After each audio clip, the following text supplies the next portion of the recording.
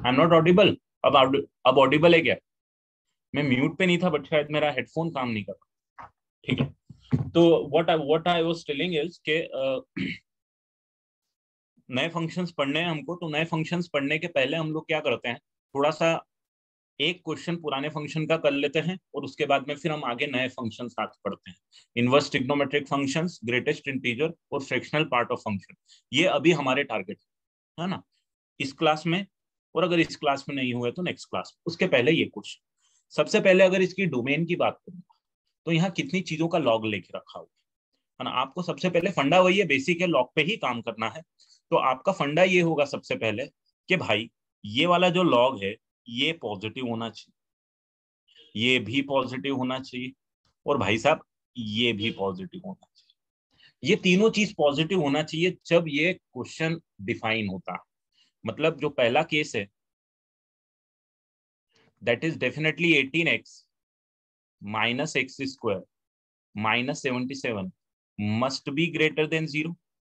My second case would be log base 3 18x minus x square minus 77 must also be greater than 0. My third case is log base में 5 18x minus x square minus 77 is, sorry यहाँ पे log 3 भूल गया मैं, तो यहाँ पे इसको रब कर देता हूँ और यहाँ पे log 3 डाल देता हूँ। ये तीन कंडीशन आएगी, आपको निकालनी एक्स की वैल्यू। ठीक है भाई, एक्स की वैल्यू निकाल, इन कंडीशन को सेटिस्फाई करोगे तो ही ये डिफाइन होगा। पहला वाला तो ठीक है, उसको छेड़ता नहीं हूं। दूसरे वाले को अगर आप देखोगे तो मैं इसको कुछ ऐसे लिख सकता हूं यार, 18x minus x square minus 77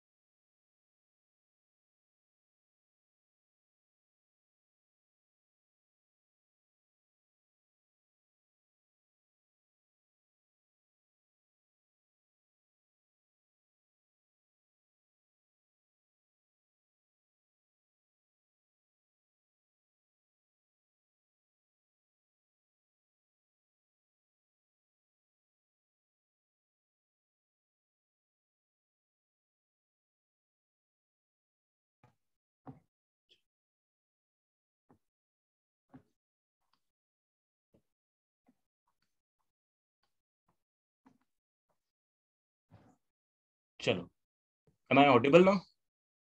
अभी ठीक है, आ रहा है आवाज? अच्छा, और यहाँ पे अब इसको सॉल्व करूंगा तो ये ग्रेटर देन 3 की पावर 0 आएगा, या फिर मैं इसको बोल सकता हूँ कि 18x minus x square minus 77 is greater then 1। यहाँ पे इसको सॉल्व करूंगा तो ये बोलेगा log base 3 18x minus x square minus 77 is greater then 1, और 18x minus x square minus 77 is greater then 3। तो ओवरऑल आप देखोगे तो यही क्वांटिटी जो है, सेम क्वांटिटी, ये बोल रहा है 0 से बड़ी होनी चाहिए, ये बोल रहा है 1 से बड़ी होनी चाहिए, और ये बोल रहा है 3 से बड़ी होनी चाहिए। इन तीनों कंडीशन को सेटिस्फाई करना है, तो अगर मैं सिर्फ यही वाली कंडीशन डाल दूं कि भाई यही कंडीशन सिर्फ सेटिस्फाई हो जाए तो ही मेरा काम हो जाएगा, करेक्ट। तो therefore what I will be doing is, instead of solving all these three, I will be solving only last one, and that last one will definitely be satisfying all the other conditions.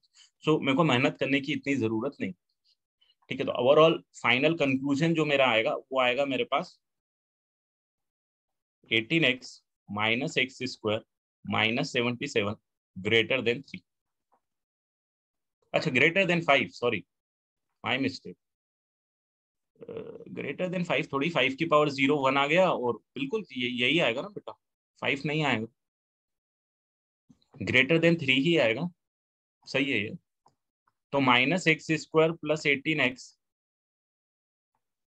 -80 greater than 0, x² - 18x + 80 less than 0।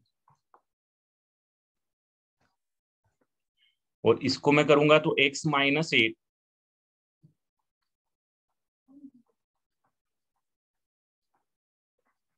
therefore x belongs between 8 to 10. That is my domain.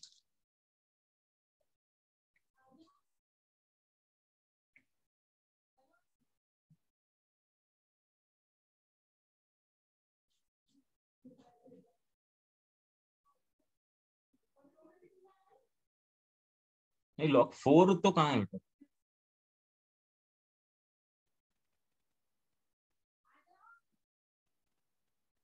अरे यार मैं ये log,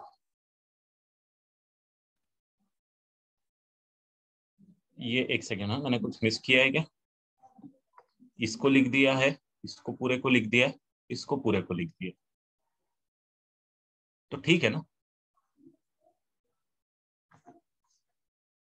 right है बिल्कुल। इनका output क्या आ रहा है फाइनली, उससे कोई मतलब नहीं है अपन को अभी। What is the output final, ये फाइनल ये आउटपुट क्या देगा, इससे अभी कोई मतलब नहीं है अपन को, but x belongs to 8 to 10 में हमारे क्वेश्चन डिफाइन हो जाए। तो आप बस ये देख लो, अब डोमेन तो ये आ गई आपके पास, that is your answer, that is your domain. अब अगर मैं बात करूं रेंज की, तो रेंज कैसे निकालूं?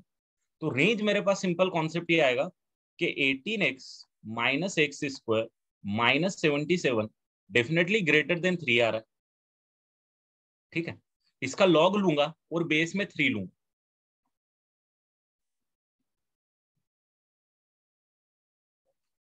इस ग्रेटर देन log 3 बेस 3 आएगा, जो कि 1 हो जाएगा। अगर लॉग लिया तो पूरे का लॉग लूंगा, तो राइट और लेफ्ट दोनों में लॉग लूंगा।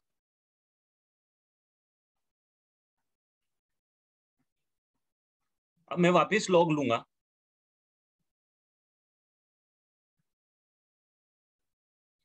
ग्रेटर देन कितना आ जाएगा, log 1 बेस 5 की वैल्यू 0 से बड़ी आ जाएगी। अब मतलब ये है कि जो log 4 के लिए जो इनपुट है,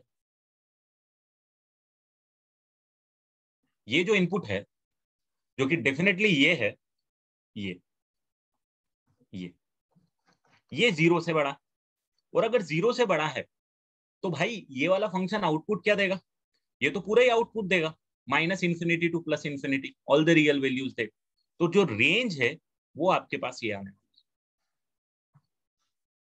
range all the real values आने वाली, रेंज पे कोई फर्क नहीं पड़ने वाला।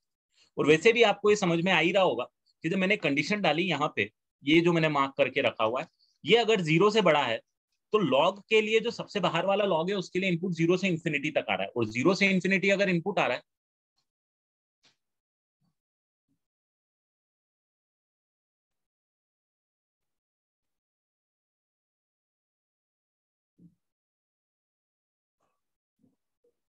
ठीक है? तो डोमेन नहीं, रेंज तो, रेंज क्या होती है लॉग की? लॉग का ग्राफ तो ये होता है ना भाई। तो अगर तू इनपुट सारे डालेगा, यहाँ से इनपुट डालना चालू करेगा यहाँ तक, तो आउटपुट तो तेरे को यहाँ से पूरे ही मिलेंगे ना।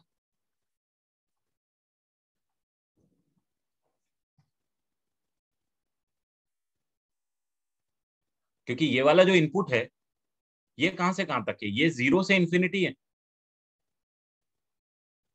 दैट्स व्हाई आउटपुट क्या आना है इस इनपुट के लिए।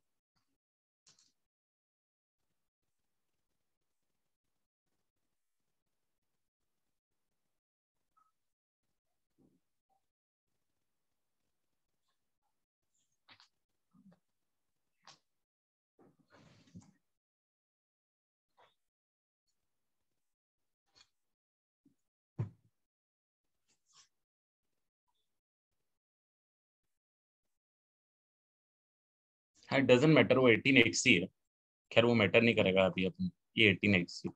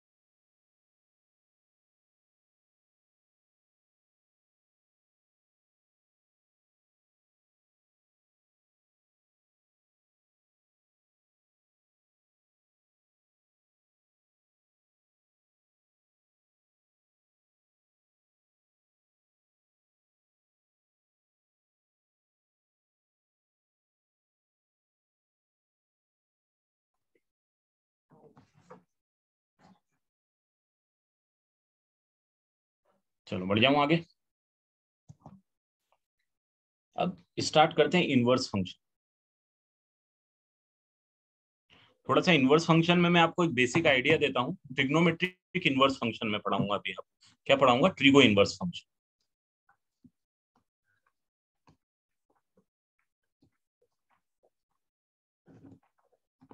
तो what do you mean by trigo inverse? हमको ट्रिगो इनवर्स फंक्शन का मतलब क्या, ठीक है? तो ये बहुत इंपॉर्टेंट चीज है। इनवर्स फंक्शंस को थोड़ा सा बताऊंगा, ज्यादा डिटेल में बात नहीं करूंगा प्रॉपर्टीज वगैरह से, बट आपको फंडा सिखाऊंगा। मान लो एक फंक्शन है f(x) is equal to x plus 2, ठीक है? एक फंक्शन है f(x) equal to x plus 2, या उसको बोल दो y equal to x plus 2, जो भी आप बोल।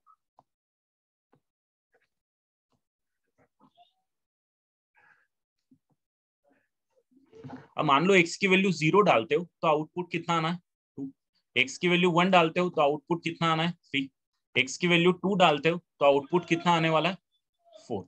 सिमिलरली x की वैल्यू आप बहुत डिफरेंट डिफरेंट डालोगे, y की वैल्यू डिफरेंट आती जाएगी। इनफाइनाइट डिफरेंट इनपुट के लिए इनफाइनाइट डिफरेंट आउटपुट होंगे। अब क्या आप मुझे ऐसा कोई फंक्शन बता सकते हो, ध्यान देना, क्या आप मुझे कोई ऐसा फंक्शन बता सकते हो जिसके लिए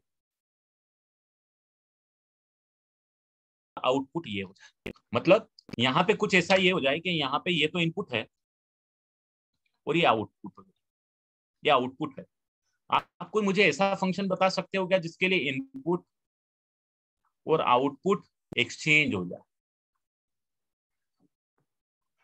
2 के लिए 0 आ जाए, 3 के लिए 1 आ जाए, 4 के लिए 2 आ जाए, ऐसे 12 के लिए 10 आ जाए, और ऐसे जितने भी यहाँ पे आउटपुट थे, मतलब इनपुट और आउटपुट आपस में एक्सचेंज होगा। तो कैन यू टेल मी? तो आप बोलोगे सर यस। हम थोड़ा सा दिमाग लगा के बोल सकते हैं इसमें तो, कि मेरा जो फंक्शन आना चाहिए वो x-2 आना चाहिए, या y इक्वल टू x-2 आना चाहिए, या f(x) is equal to x-2 आना चाहिए। थोड़ा सा दिमाग लगाए कैसे, आपको ये समझ में आ रहा है? बहुत छोटा सा एग्जांपल, -2 करेंगे। बट अब ये तो बहुत इजी फंक्शन था, और एक्चुअली क्या है कि इस फंक्शन को हम बोलेंगे inverse of this function.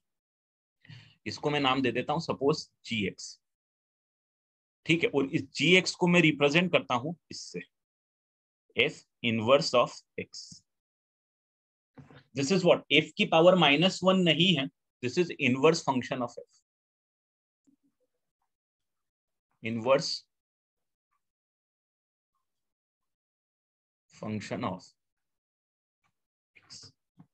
This is called the inverse function of x, ठीक है?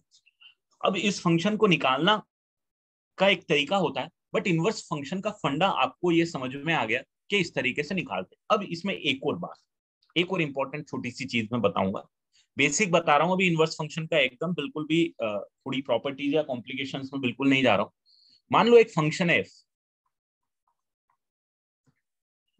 और वो फंक्शन कुछ इस टाइप से, मान लो ये 1 2 3 है, और यहाँ पे ये 11 12 13, तो अगर मान लो कोई फंक्शन है f1 में, देख लेता हूं 1,11 2,12 3,13, एक ये फंक्शन। f2 एक फंक्शन है सपोज 1,11 2,11 3,11। f3 एक फंक्शन है सपोज 1,11 2,12 3, ये तो मैंने लिख ही लिया ना, 3, also 12। तो मेरे को बताओ, अगर मैं इसका इनवर्स लिखूं, f इनवर्स ऑफ 1 लिखूं, तो लिख लोगे क्या? क्या होगा?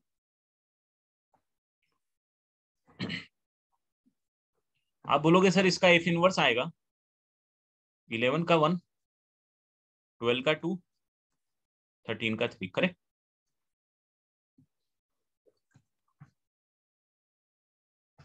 इसका इनवर्स लिखने बैठोगे f2 का इनवर्स, तो क्या आएगा? f2 का इनवर्स लिख के बताओ जरा मुझे।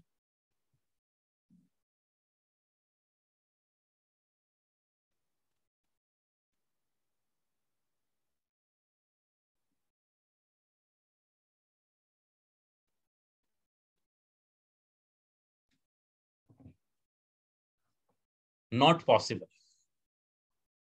क्यों नॉट पॉसिबल? क्योंकि जब आप फंक्शन लिखने बैठोगे तो आप बोलोगे यार देखो सर 11 अगर इनपुट डालूंगा तो 1 आउटपुट लूं कि 2 आउटपुट लूं, मुझे नहीं पता, फंक्शन ही नहीं होगा। मतलब इस फंक्शन का इनवर्स फंक्शन एग्जिस्ट ही नहीं करने वाला। Not possible. फंक्शन का inverse doesn't exist. What about f3 inverse? Same, not possible.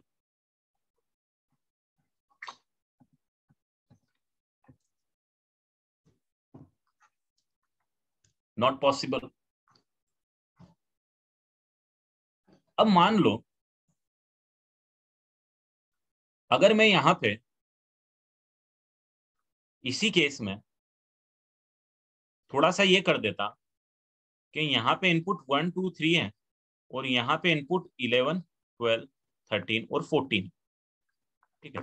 और फंक्शन मैंने बनाया f1 मेरे पास यहाँ पे अब आ गया 1 का 11 2 का 12 3 का 13। अब इसका इनवर्स लिखता तो क्या आता जरा बताओ तो।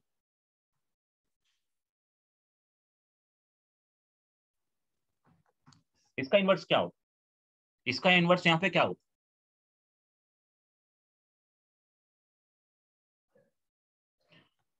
इसका भी इनवर्स नॉट पॉसिबल भैया। क्यों नहीं पॉसिबल जरा बताओ तो, क्यों नहीं पॉसिबल? क्योंकि जब आप फंक्शन बना रहे हो, देखो फंक्शन जो बेचारा है वो ए से बी की तरफ, फंक्शन जो एफ है वो ए से बी है, तो मुझे जरा बताओ तो एफ इनवर्स कहां से कहां तक होगा? बी टू ए होना चाहिए ना, यस और नो? इसमें तो कोई डाउट नहीं है ना। इनपुट आउटपुट एक्सचेंज होगा, तो इनपुट सेट और आउटपुट सेट ही एक्सचेंज होगा। अब भैया फंक्शन की डेफिनेशन होती है कि बी के सारे एलिमेंट, मतलब पहले सेट के सारे एलिमेंट यूज होने चाहिए। क्या यहाँ पे यूज हुए हुए हैं क्या? क्या यहाँ पे एफ इनवर्स में 11 12 13 14 सब यूज कर सकता हूँ क्या? नहीं। That's why not possible. This is not possible because this is not one. This is not possible because this is not one. अरे this is not possible because this is not onto function. ये onto function नहीं है।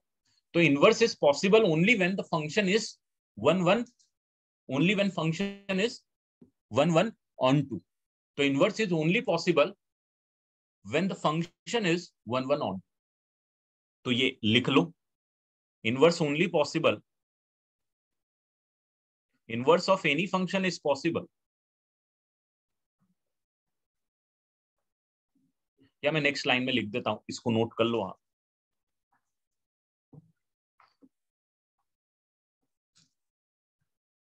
इसको note कर लो, just एक example से मैंने बताया।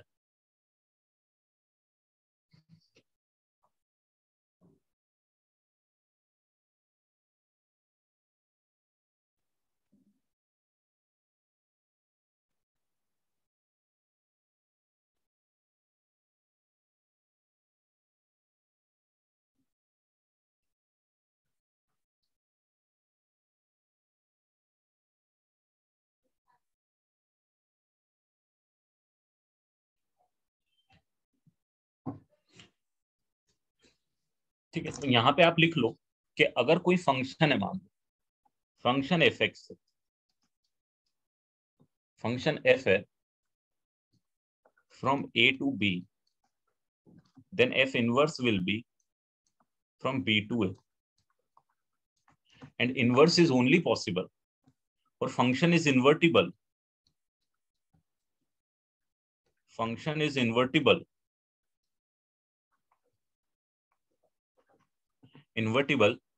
if and only if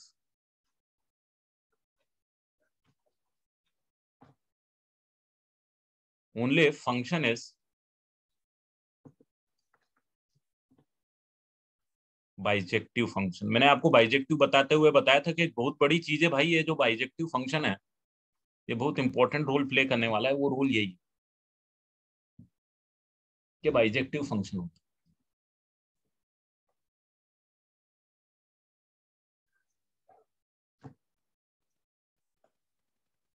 तो फंक्शन का इनवर्स बाइजेक्टिव फंक्शन ही होता है।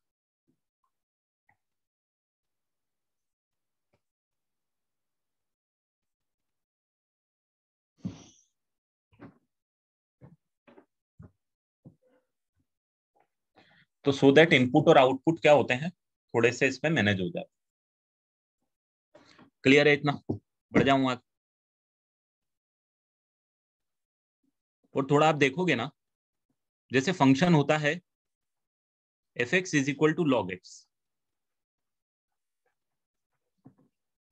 Find inverse function. तो आप बोलोगे देखो फाइंड इनवर्स फंक्शन, तो सबसे पहले इसकी डोमेन होती है 0 से लेके इन्फिनिटी और इसकी रेंज होती है ऑल द रियल वैल्यूज। बिल्कुल सही दिशा। अब अगर इसका इनवर्स फंक्शन आप निकालने जाओगे, ये इसकी डोमेन और रेंज होती है। इसका इनवर्स फंक्शन निकालने जाओगे तो आप बोलोगे y is equal to log X, base E मान लेते हैं अपन ln x। तो x की वैल्यू मैं निकालूंगा e की पावर y, तो e की पावर y हो जाएगी x। अरे समझ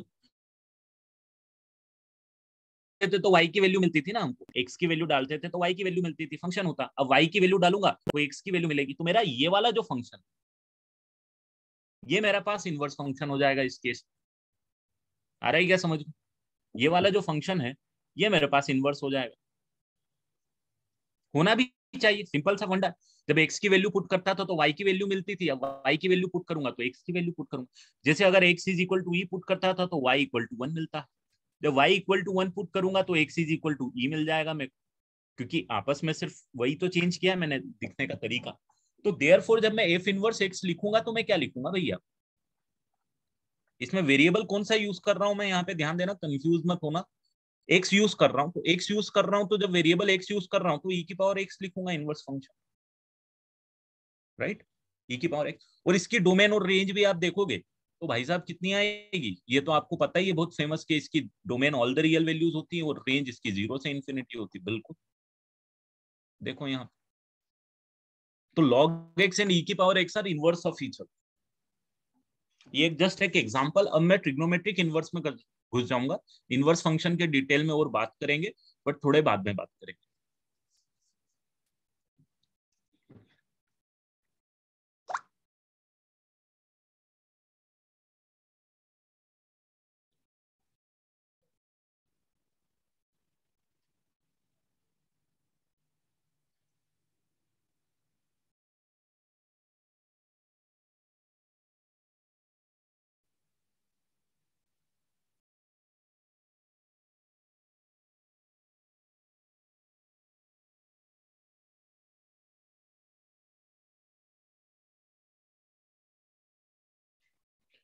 ठीक है, तो ये एक बेसिक आइडिया इनवर्स फंक्शन का, डिटेल में बाद में बात करते हैं। आगे बढ़ते हैं, इनवर्स ट्रिगो के इनवर्स फंक्शन की बात करते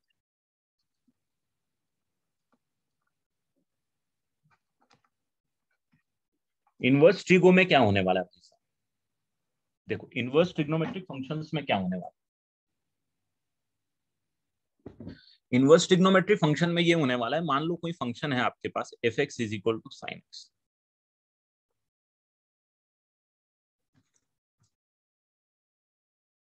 हाँ वही उसी पे बात कर रहे हैं। मेरे पास y is equal to sine X. अब ये जो साइन एक्स होता है, इसका ग्राफ होता है मेरे पास भाई साहब,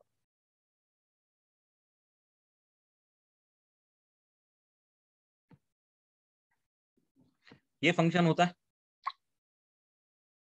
तो फंक्शन जो होता है ये मेनी वन होता है, मेनी वन होता है। कब होता है? जब मैं बातें करता हूं इस फंक्शन की all the real value to -1 plus, correct, many one है, all the real value to -1 to plus. तो many one if x belongs to R, if x belongs to R, it's a many one. So inverse is not possible here. Inverse के लिए fight है हमारे पास, not possible. But इसमें हमने थोड़ी सी काड़ी करी और हमने क्या किया कि चलो हम फंक्शन साइन एक्स ही लेते हैं, फंक्शन साइन एक्स ही लेते हैं, और एक्स ले लेता हूं मैं -π/2 क्यूब π/2।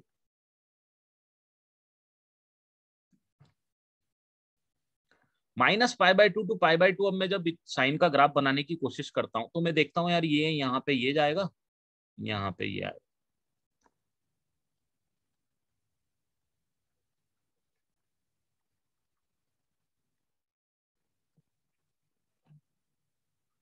ये फंक्शन हो जाएगा मेरे पास साइन एक्स का, एंड डेफिनेटली इट इज। अगर मैं इसकी बात करूं कि -π/2 π/2 टू -1 to 1, ये कौन सा फंक्शन हो जाएगा भाई? इस कंडीशन में हो जाएगा बाइजेक्टिव,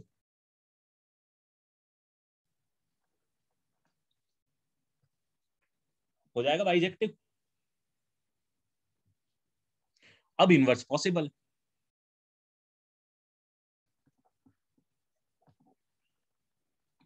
इनवर्स पॉसिबल, ठीक है। तो अगर मेरे पास फंक्शन है F x is equal to sine x,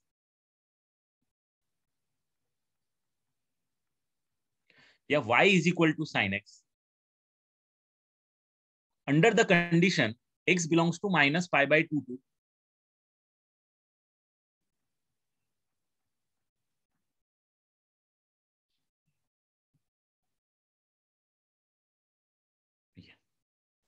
and therefore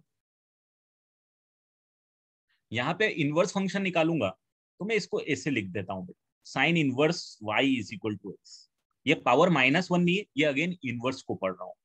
तो मेरे पास जो एफ इनवर्स फंक्शन आएगा वो आएगा sine inverse of x.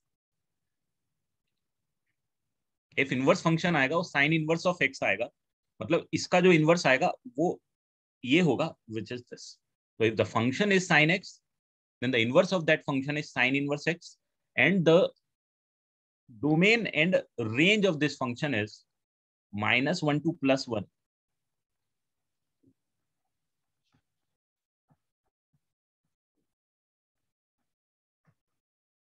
-π/2 to π/2।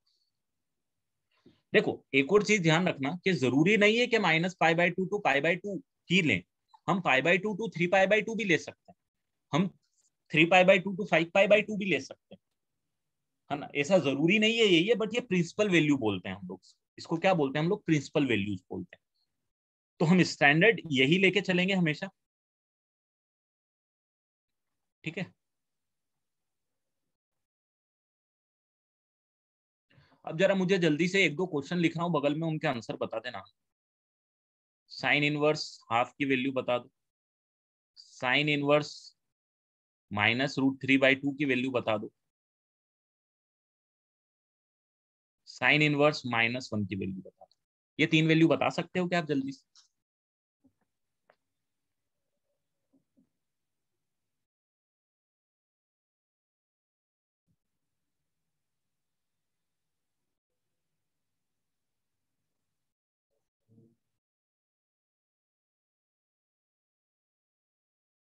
देखो आपके रिजल्ट जो हैं, अब जो आपके रिजल्ट हैं वो इसी में आने चाहिए बेटा, कंपल्शन हो गया आपके पास। Result must be in this, inverse function का रिजल्ट इसमें ही आना चाहिए और डोमेन यही होना चाहिए। जैसे साइन इनवर्स 2 लिखा तो सवाल ही नहीं उठता, पॉसिबल ही नहीं। अब आपको ऐसा एंगल चाहिए, आपका रिजल्ट क्या आएगा? आपका रिजल्ट एक ऐसा एंगल आएगा जो -π/2 टू π/2 के बीच में होगा, और जिसके लिए साइन की वैल्यू 1/2 होनी चाहिए। कौन सा आएगा भाई? π/6, 30 डिग्री। आ रहा है समझ में?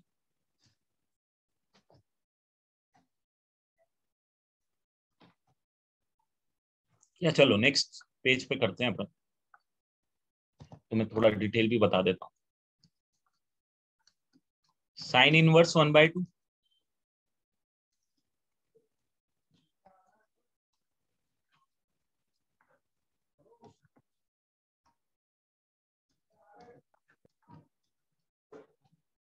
इनकी वैल्यू निकालो।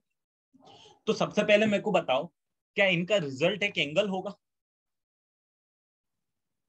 जो ये होगा इसमें कोई डाउट तो रखना नहीं है मेरे को कि इनका जो भी रिजल्ट होगा वो एक एंगल होगा, और वो एंगल मेरे पास -π/2 टू π/2 के बीच में लाई करेगा।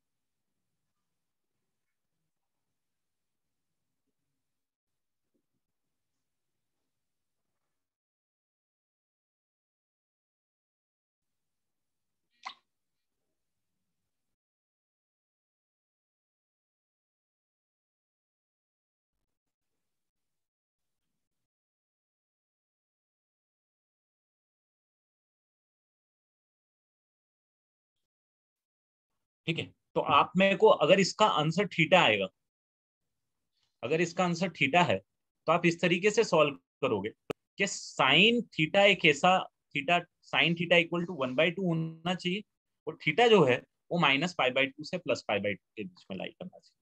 तो आप बोल दोगे इसका कि इसका आंसर कितना आएगा मेरे पास? π/6। अगर इसका आंसर मैं बोलूंगा फाई है, तो मेरा जो फाई है वो कुछ ऐसा फाई होना चाहिए जिसके लिए साइन फाई की वैल्यू -√3/2 आनी चाहिए, और मेरे पास जो फाई एंगल है वो इस रेंज में लाई करना चाहिए, तो -π/3 लाई करना। और आप, ठीक है, सिमिलरली यहाँ पे अगर ये इसका आंसर मान लो अल्फा है, तो मेरे पास ऐसा कुछ होना चाहिए कि साइन अल्फा मेरे पास कितना हो? -1 हो, और अल्फा जो है मेरे पास इस रेंज में लाई करना चाहिए, -π/2। आया समझ में ये?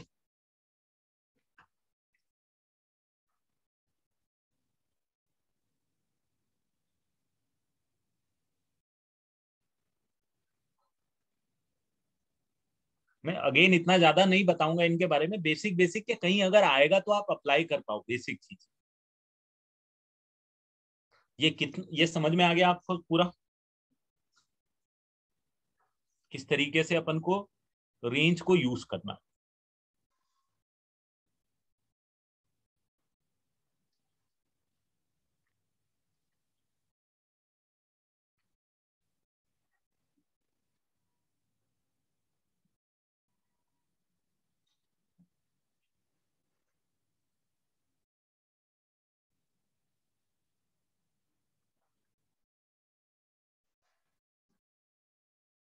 चलो बढ़ जाऊं आगे।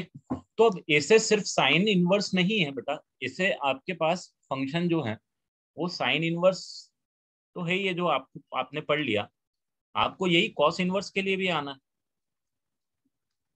यही टेन इनवर्स के लिए भी आना है, सेम फंडे पे काम होना है, कॉट इनवर्स पे भी काम होना है।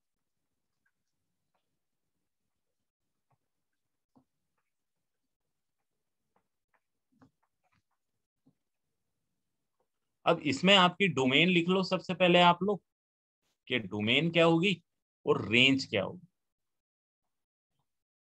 अब डोमेन तो आपको पता है कि इनकी डोमेन क्या होगी, जो नॉर्मल ट्रिग्नोमेट्रिक फंक्शन की रेंज होती थी वो इनकी डोमेन होगी। जैसे इसकी -1 टू +1 होती थी, साइन की जो रेंज होती थी वो इनवर्स फंक्शन की डोमेन हो जाएगी, इसकी -1 टू +1 हो जाएगी। इसकी ऑल द रियल वैल्यूज हो जाएगी, इसकी ऑल द रियल वैल्यूज हो जाएगी, इसकी माइनस इन्फिनिटी टू -1 आ जाएगी, यूनियन 1 टू इन्फिनिटी आ जाएगी, इसकी भी माइनस इन्फिनिटी से -1 आ जाएगी। ठीक है, यहां तक तो क्लियर है सबको? डोमेन में तो कोई प्रॉब्लम नहीं है इनवर्स फंक्शन की, वो डोमेन जो ओरिजिनल फंक्शन की रेंज, तो sine cos tan cot sec cosec की रेंज जो होती है वो उसके इनवर्स फंक्शन की डोमेन होने वाली है। अब जो रेंज की बातें होती है तो पहला वाला आप देख चुके हो कि -π/2 टू π/2 आएगी, -π/2 टू π/2 आएगी, 1 1 बनाने के लिए हमने इसमें कंस्ट्रेंट डाली थी।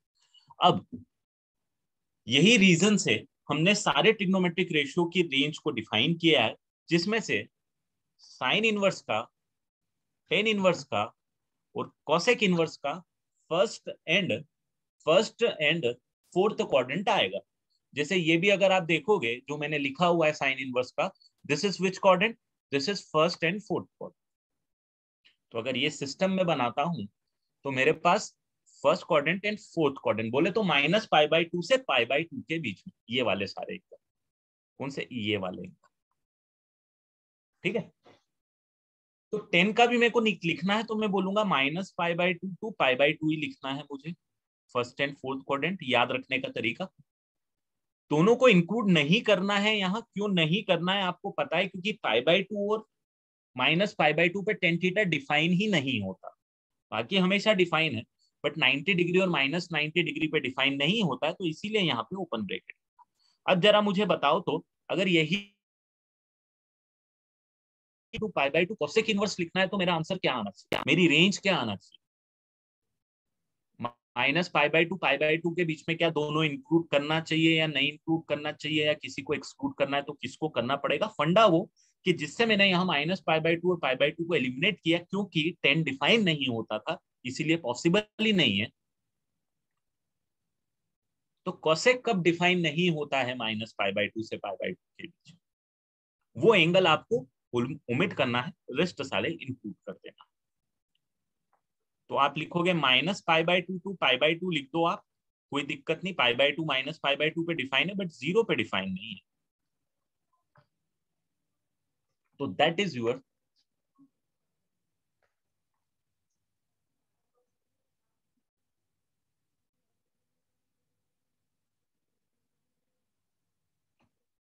Similarly cos inverse x, cot inverse x और कोसेक इनवर्स एक्स, इनके लिए हमने डिफाइन किया है first quadrant and second quadrant, मतलब एंगल आपके पास 0 टू पाई होने वाला, ये एंगल 0 टू पाई, इसको डिफाइन नहीं होने की कोई दिक्कत ही नहीं है, तो 0 टू पाई पूरा हो जाएगा। अब कॉट इनवर्स 0 टू पाई में किसको इंक्लूड करना है किसको नहीं इंक्लूड करना है, जरा मुझे ये बता दो।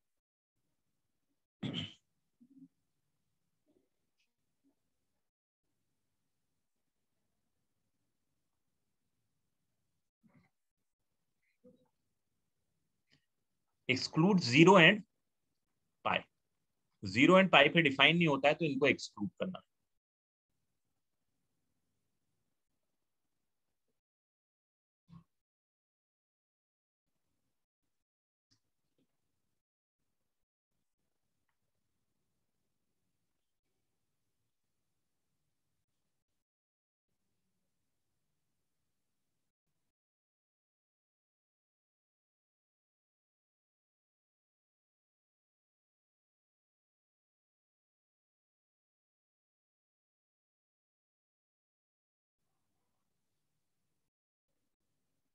तो लास्ट वाला जो सेक इनवर्स है वो कब डिफाइन नहीं होता है, तो वो डिफाइन नहीं होता है π/2। ये आपकी डोमेन और रेंज आ गई इनवर्स ट्रिग्नोमेट्रिक फंक्शंस, जो आपको बहुत अच्छे से याद होनी चाहिए। ये इनवर्स ऐसा है जो धीरे धीरे अपन टाइम के साथ सीखते जाएंगे, जहां पे जरूरत पड़ती जाएगी अपन।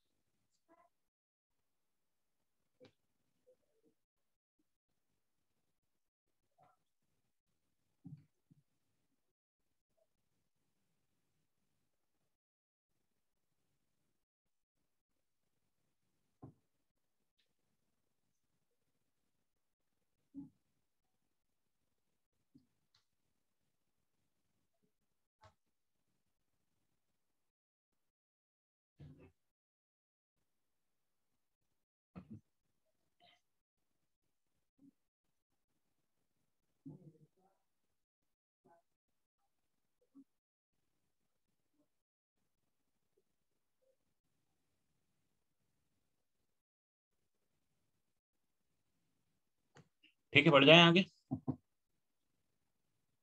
इनके थोड़े से ग्राफ के बारे में भी आइडिया दे ही देता हूँ। अब अपन पढ़ रहे हैं तो इसको थोड़ा सा डिटेल में अच्छे से पढ़ लेते हैं। यूज तो कहीं ना कहीं आना ही है।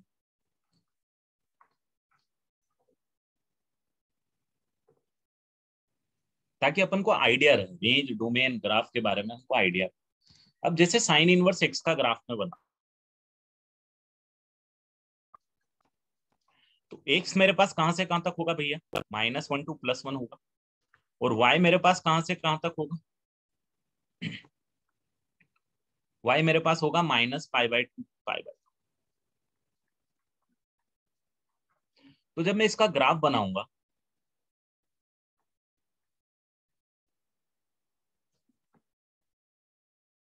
तो अगर ये -1 है और ये अगर +1 है, तो एक्स की वैल्यू तो -1 से +1 के बीच में आएगी, और वाई की वैल्यू जो वो π/2 से तो छोटी आएगी, -π/2 से बड़ी आएगी।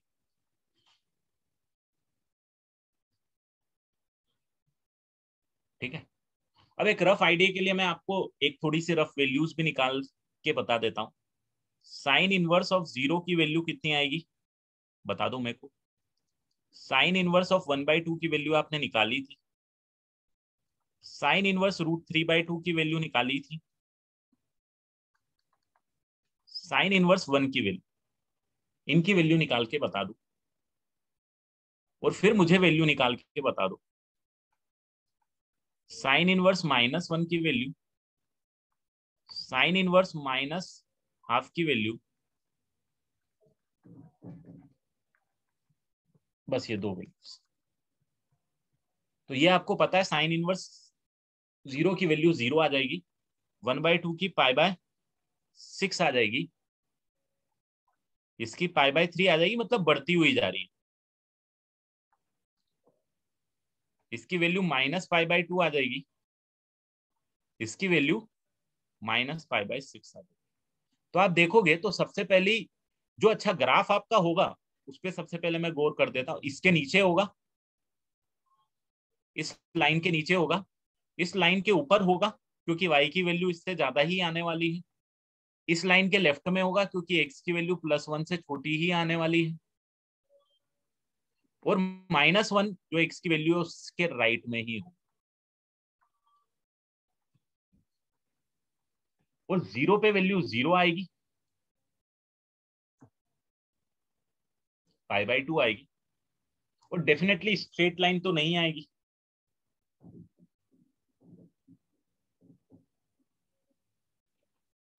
तो आपकी जो ग्राफ आएगा ऐसे इंक्रीजिंग आएगा, जैसे पैराबोला होता है कि नहीं होता, कर्वेचर, ऐसा आएगा। क्यों आएगा? तो देखो यहाँ पे हाफ पे वैल्यू जो आएगी आपके पास,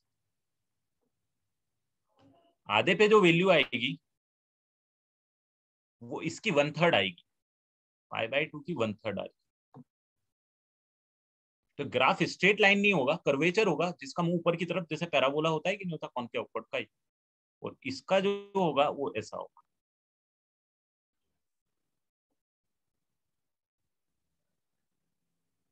स्ट्रिक्टली इंक्रीजिंग ग्राफ जाना है, इसमें कोई डाउट नहीं है। अब जैसे -½ अगर आप इनपुट यहाँ पे डालो, तो यहाँ पे आंसर -π/6 आएगा। ये ग्राफ बनेगा।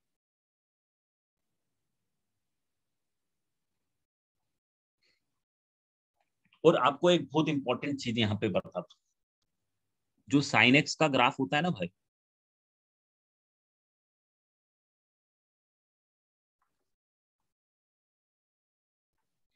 ये साइन एक्स का ग्राफ होता है,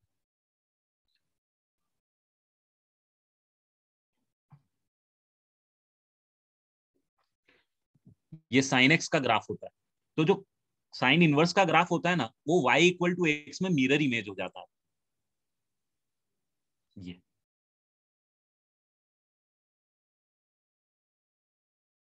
ये दोनों क्या है, मिरर इमेज है एक दूसरे।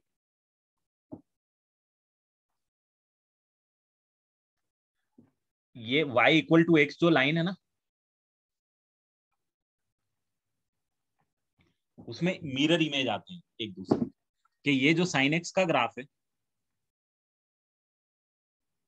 And this is sine inverse x का ग्राफ। क्यों मिरर इमेज आते हैं मैं बात करूंगा बाद में।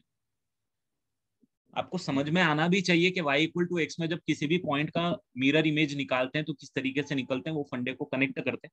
बट अभी मैं इतना डिटेल में नहीं जा रहा हूँ, मैं जस्ट इसी डिटेल में जा रहा हूँ कि y इक्वल टू एक्स में क्या होता है, मिरर इमेज निकलता है फंक्शन का ग्राफ और उसके इनवर्स का ग्राफ। हमेशा हर फंक्शन के लिए जिसका भी इनवर्स निकल रहा है ये पक्का होने वाला है, ये पक्का होने वाला है कि वो किसमें y इक्वल टू एक्स में मिरर इमेज होने वाला है।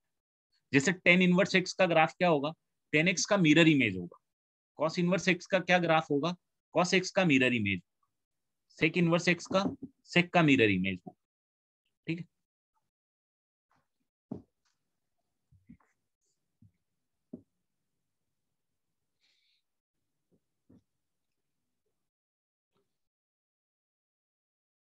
तो थोड़ा सा ये फर्स्ट टाइम देख रहे हो डिफिकल्ट होगा, है ना, बट मैं जस्ट बताना चाह रहा हूँ कि हम फंक्शन में भी इनवर्स को छोड़े ना, साथ में करते रहें थोड़ा थोड़ा करके। बट ठीक है, उसको मैनेज करते हुए आगे बढ़ते।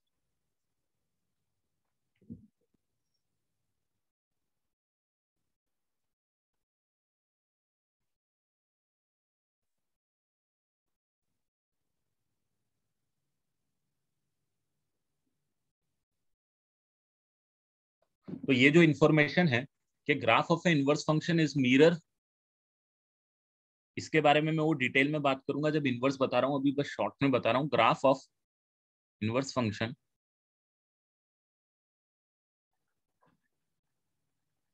Is mirror image of graph of the function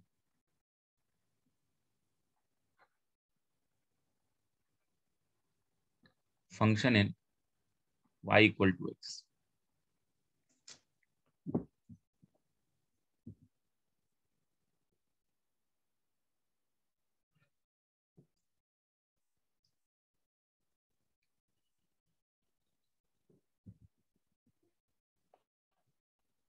तो what I want from your end is to, थोड़ी सी मेहनत अब आप लोग भी करो। Your homework would be cos inverse x का ग्राफ बना लो, ऐसी वैल्यूज भी निकालो, 5-10 मैनुअली वैल्यू निकालो और उसकी ग्राफ की हेल्प लो उसको क्रॉस वेरीफाई करने के लिए। टेन इनवर्स का, कॉट इनवर्स का, कोसेक इनवर्स का एंड सेक इनवर्स का, ये आप अभी इनके ग्राफ बना लो। नोट्स कॉपी में 5 पेज छोड़ दो, इनके ग्राफ बना लो और ऐसी 4-4 5-5 वैल्यू निकाल के देखो। भाई आप निकाल पा रहे हो, थोड़ा सा रिलेट करो बस। अब मैं चाह रहा हूँ आपकी तरफ से थोड़ी मेहनत करो, मैं बताऊंगा ग्राफ वापस। ठीक है, मैं बताऊंगा graph, don't worry about it. Right now what I am doing is just giving U A rough idea, ताकि कहीं अटके ना हम चीजों में। इनवर्स फंक्शन के बारे में भी पूरे 1-2 लेक्चर बात करेंगे। इनवर्स ट्रिग्नोमेट्रिक फंक्शन तो पूरा का पूरा एक चैप्टर है, तो उसकी तो बातें 4-5-6 लेक्चर में करेंगे। अभी बस बेसिक चीज बता के छोड़ रहा हूँ ताकि कोई क्वेश्चन आए तो हम ऐसा नहीं हो कि बिल्कुल ही छोड़ने पे मजबूर। तो आपका ये होमवर्क है कि आपको ये सबके ग्राफ बनाने हैं। गूगल सर्च करो, सबके ग्राफ बनाएंगे। जैसे मैंने आपको ये बना के बताया, ऐसा थोड़ा सा आइडिया लगा के कनेक्ट करने की कोशिश करो।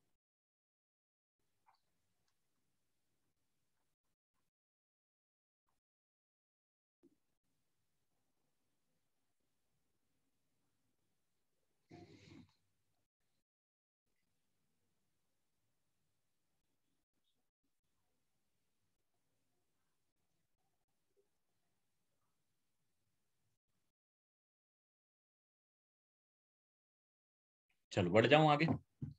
तो ये थोड़ा सा होमवर्क आपका। मैं अब आ रहा हूँ नेम फंक्शन पे। एक और फंक्शन है हमारे पास, that is called the greatest integer function. थोड़ी सी बातें करी होगी इनके बारे में, ज्यादा बात नहीं करी होगी।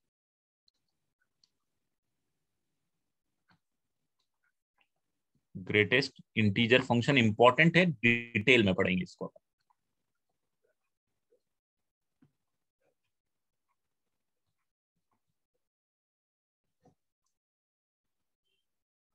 फंक्शन चैप्टर इज वास्ट क्योंकि बहुत सारी चीजें इंक्लूड हो जाती हैं।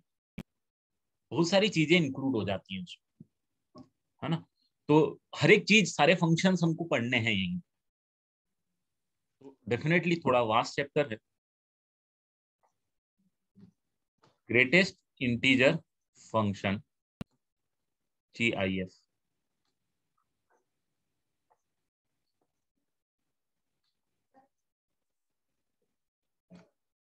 ठीक है, GIF फंक्शन क्या है, हमने पहले बात करी होगी GIF की। ग्रेटेस्ट इंटीजर फंक्शन ये होता है, हम रिप्रेजेंट करते हैं ग्रेटेस्ट इंटीजर फंक्शन को fx is equal to this is called the greatest integer of x। Greatest integer of x का मेन फंडा, जैसे 1.2 का ग्रेटेस्ट इंटीजर निकालो, x कुछ भी वैल्यू मान लो 1.2, तो इसका ग्रेटेस्ट इंटीजर होगा 1। एक ऐसी वैल्यू, एक ऐसा इंटीजर जो इमीडिएट या तो उससे छोटा है, जो उससे छोटा पहला इंटीजर है वही है, या फिर वो इंटीजर खुद है। मान लो अगर ये 3 है तो इसकी वैल्यू 3 ही हो जाएगी। That is the greatest integer का फंडा, सिंपल। हाँ, थोड़ा सा अपन ने इसके बारे में आइडिया लिया मामूली से, करेक्ट, सही बोल रहा हूँ। का 1, 3 का 1, अगर मैंने इसको मान लो 2.9999 भी लिया तो भी इसका ग्रेटेस्ट इंटीजर कितना आएगा, 2 ही आएगा आपके पास। इमीडिएट छोटा इंटीजर 2.9999 से छोटा इंटीजर 2 होगा। अगर यही मैंने लिखा सपोज -5.6, तो जरा बताओ तो इसका इंटीजर, ग्रेटेस्ट इंटीजर क्या होगा?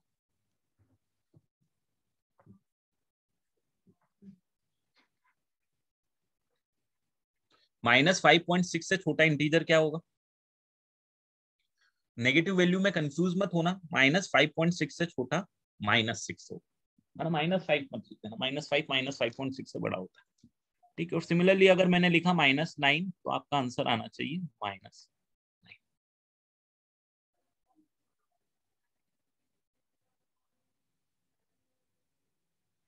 तो ये आपके पास फंक्शन होने वाला है। अब इसका ग्राफ अगर मैं बनाने जाता हूँ, चलो ग्राफ से अपन सारी चीजें इसकी ओर सीखते हैं। अगर मैं ग्राफ बनाने जाता हूँ प्लीज,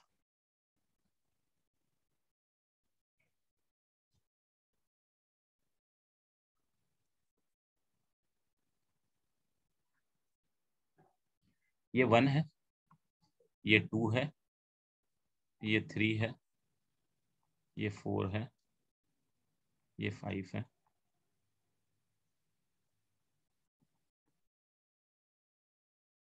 -1 है, -2 है, -3 है, -4 है। अब मुझे जरा बताओ तो, अगर मैं 0 इनपुट डालता हूं तो मुझे आउटपुट कितना मिलेगा 0 का? ग्रेटेस्ट इंटीजर ऑफ 0 कितना होगा?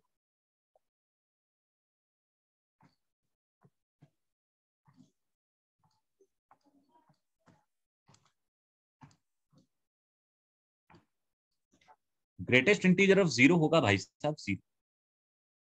और 0 से लेके 1 के जो भी नंबर होंगे उनका सबका ग्रेटेस्ट इंटीजर होगा 0।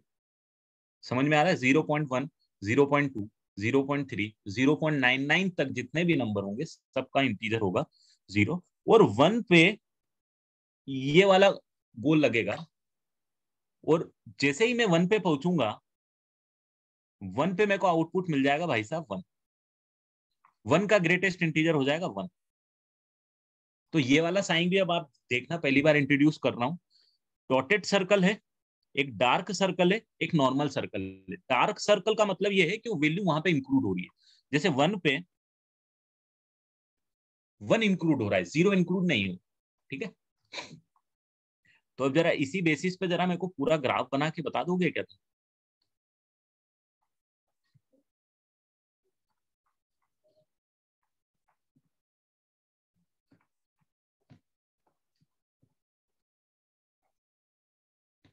1 से लेके 2 तक जितने भी नंबर होंगे सबका आउटपुट आएगा 1। 1.1, 1.2, जैसे एग्जांपल यहाँ 1.2 का 1। जैसे ही आप बढ़ोगे 2 पे,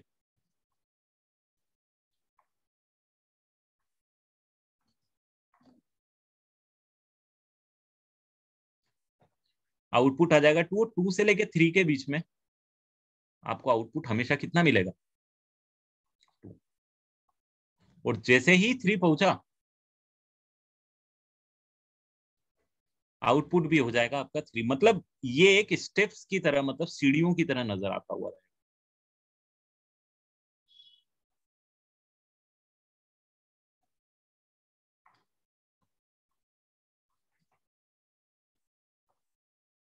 कहां तक जाएगा? माइनस इन्फिनिटी, प्लस इन्फिनिटी तक। यहाँ पे सेम आप देखोगे,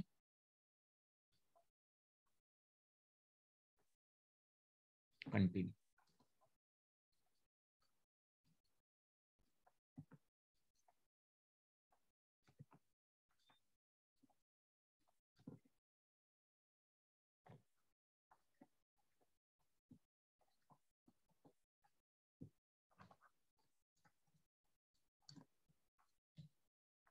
जैसे ही -1 आएगा,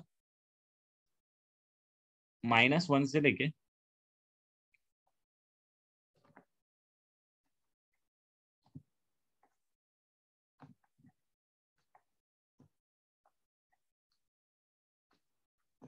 ये ग्राफ बन जाएगा, जिसको हम लोग क्या बोलते हैं, स्टेप फंक्शन भी बोलते हैं। We call it as step function as well.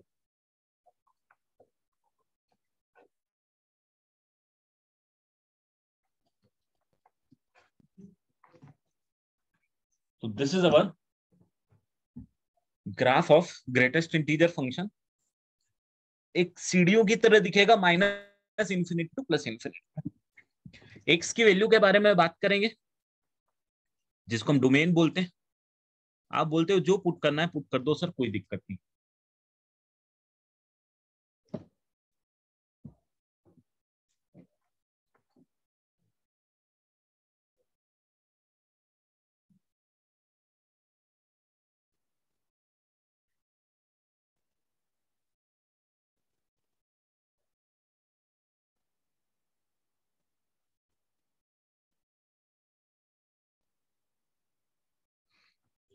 और रेंज की बात करोगे तो कितनी आएगी, जरा बताओ तो।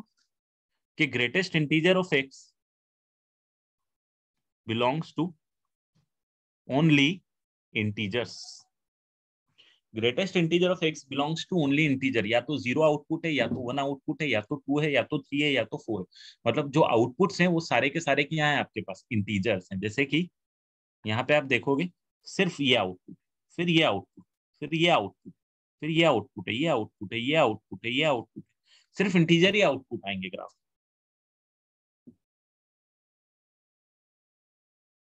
ये आ गया अपना बेसिक फंडा ग्रेटेस्ट इंटीजर का। प्रॉपर्टीज हैं बहुत सारी, 4-5। वो प्रॉपर्टीज भी हम लोग देखेंगे अब।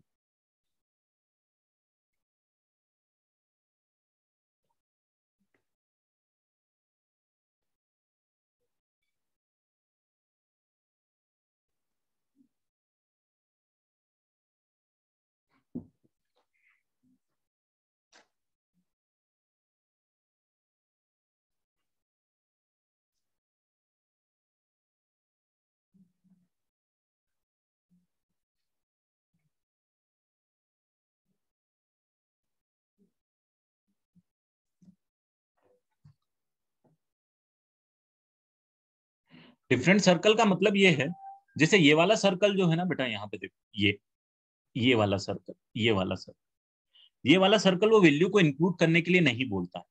ये वाला सर्कल वो वैल्यू को इंक्लूड करने के लिए बोलता है। मतलब सपोज मैंने एग्जांपल ये लिया कि ये एक्स इक्वल टू 1 है। एक्स इक्वल टू 1 पे मेरा ग्राफ ऐसा आ रहा है, और 1 के बाद से मेरा ग्राफ ये आ रहा है। ठीक है, जिसमें ये वैल्यू सपोज 2 है और ये वैल्यू 3, सॉरी ये वैल्यू 1। तो F1 की वैल्यू कितनी आएगी? इसको ऐसा करो, 2 और 3 लिख लो। तो F1 की वैल्यू कितनी आएगी? F1 की वैल्यू आएगी 2। ठीक है, ये डिफरेंस ही है, ये बताने के लिए कि 3 से चालू हो रहा है। जैसे 1 से थोड़ी सी बड़ी वैल्यू लोगे ना, 1 से थोड़ी सी बड़ी, जिसको मैं 1 प्लस लिखता हूँ आपके सामने, राइट, 1.0000000001 इस टाइप की वैल्यू, तो वो जस्ट 3 से थोड़ी सी बड़ी वैल्यू से चालू हो जाएगी। 3 नहीं आएगा, 3 से जो सी बड़ी, थोड़ी सी बड़ी वैल्यू, ये मीनिंग होता है। ठीक है,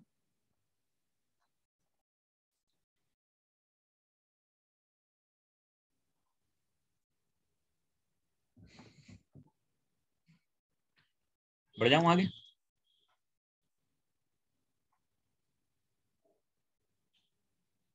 अब यहीं पे मान लो आपको बोला गया कि ग्रेटेस्ट इंटीजर साइन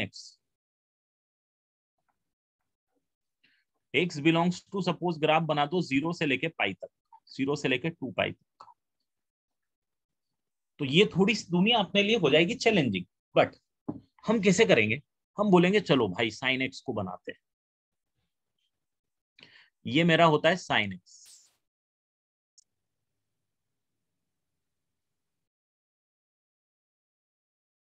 ये होता है मेरे पास साइन एक्स, जो भाई साहब होता है 1 एग्जैक्टली इस वैल्यू के लिए, और एग्जैक्टली इस वैल्यू के लिए मेरे पास होता है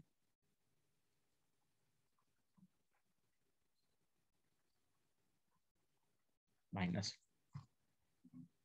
लास्ट पेज लिख लो बेटा, जल्दी लिख लो, और जिनने लिख लिया वो greatest integer of sine x का ग्राफ बनाने की कोशिश करो।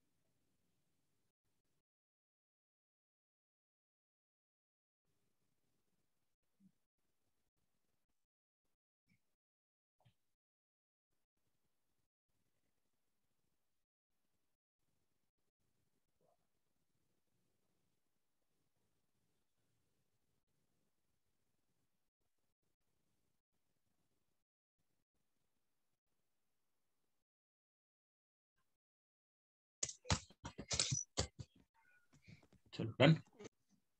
Greatest integer of sine x का ग्राफ बनाते हैं। ये होता है भैया pi by 2, pi 3 pi by 2। तो भाई 0 पे तो 0 वैल्यू, यहां पे ये ग्राफ आएगा। ये समझ में आया भाई, ये रेड वाला ग्राफ, क्योंकि 0 से पाई बाय 2 तक जो भी वैल्यू आप साइन की पुट करो, साइन एक्स की वैल्यू 0 से लेके 1 के बीच में आएगी, करेक्ट? तो जो 0 से लेके 1 तक का ग्राफ, वहां पे ये जैसे ही 1 हुआ ग्राफ ये हो गया, और जैसे ही 1 से छोटा हुआ फिर ये ग्राफ चल दिया, 0 तक ये चला। जैसे ही पाई से बड़ा वैल्यू नेगेटिव में आना चालू हो गई, ये आ गई। ये पूरी -1 चली, यहां पे भी -1, पूरी यहां तक -1 चली, यहां पे फिर 0 आ गया। तो दिस रेड वन वाला is the graph of greatest integer, and this black वाला is the graph of sine x.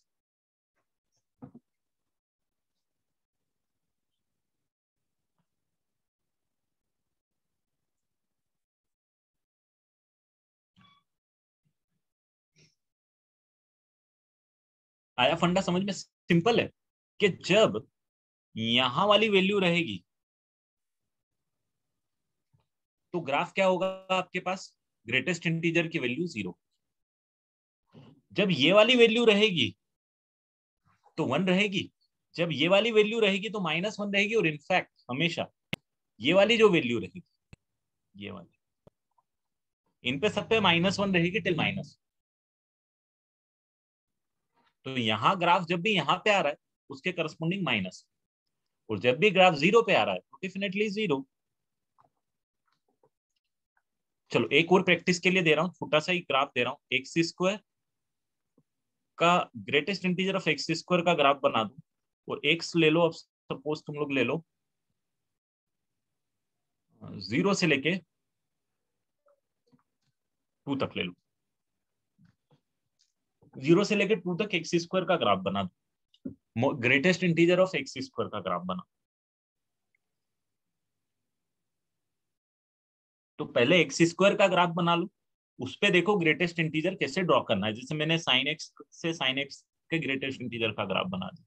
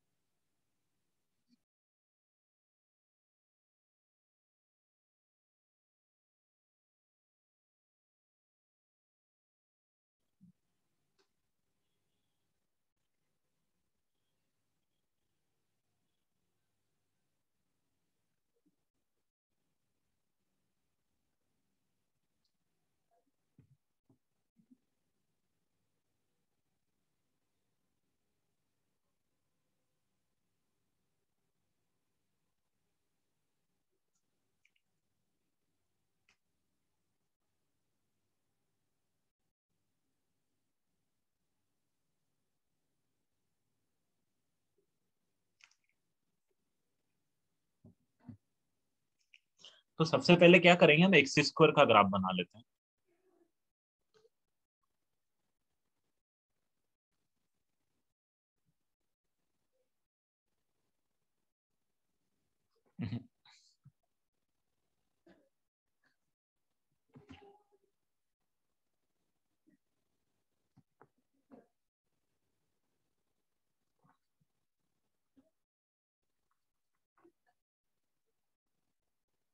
ये सपोज 2 है, यहाँ पे 1 होगा, 1 पे वैल्यू आती है 1, 2 पे वैल्यू आ जाती है 4। ये ग्राफ हो जाएगा आपके पास एक्स स्क्वायर। अब एक्स स्क्वायर का ग्राफ होगा, आपको बनाना ग्रेटेस्ट इंटीजर का ग्राफ। तो यहाँ पे कहीं पे 3 भी आएगा और यहाँ पे कहीं पे 2 भी आएगा। करेक्ट बोल रहा हूँ? अब मुझे बताओ कि जीरो पे वैल्यू कितनी आएगी ग्रेटेस्ट इंटीजर की? जीरो पे जीरो आएगी, जब तक जीरो से लेके 1 के बीच का आउटपुट, मतलब ये वाला जो अब जब तक आउटपुट चलता रहेगा।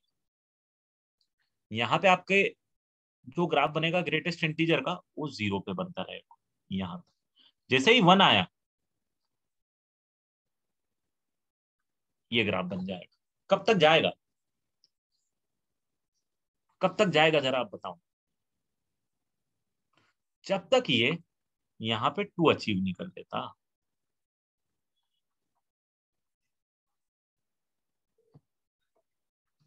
जैसे ही वैल्यू 2 हो गई, अब 2 किस पे आएगा जरा बताओ तो मेरे को। यहाँ पे कौन सी वैल्यू आनी चाहिए? When x square will be equal to 2, x square is equal to 2 कब आएगा? √2 के लिए आएगा, √2 तक जाएगा ग्राफ। फिर जैसे ही 2 हो गया वैल्यू, ग्रेटेस्ट इंटीजर की वैल्यू 2 हो गई, कब तक जाएगी? जब तक ये 3 होगा।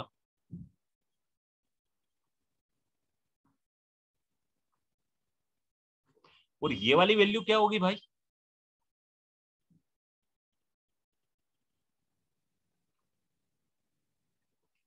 ये होगी जब एक्स स्क्वायर इक्वल टू 3 होगा। पॉजिटिव वैल्यू चाहिए एक्स की, नेगेटिव वैल्यू नहीं चाहिए।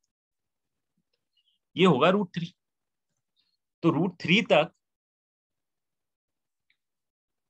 और जैसे ही √3 बना, वैल्यू हो गई दिस 4 तक एज इट इज, और 4 पे बन जाएगी 4। तो स्ट्रेच फंक्शन ही बनेगा, बट ये जो पीरियड है ना, ये पीरियड कम होता जाएगा। मतलब देखो यहाँ पे ये लंबा है 1 यूनिट का, ये 1 से √2 तक का है सिर्फ, ये √2 से √3 तक का है, ये √3 से लेके 2 तक का है सिर्फ। तो ये गैप छोटी होती जाएगी जैसे जैसे आगे बढ़ते जाएंगे। तो ग्राफ आपको कैसे बनाने हैं, इसको देख के कि ओरिजिनल फंक्शन का ग्राफ है, वैल्यू देखो जब तक 0 से लेके 1 तक आ रही है, जब तक ये बना दो। जब वैल्यू 1 से लेके 2 तक आ रही है, ये सारे ग्राफ जो कि यहां से लेके यहां तक आ रही थी, तो यहाँ पे आंसर आप 2 बना दो। कुछ इस तरीके से you can make the graph of greatest.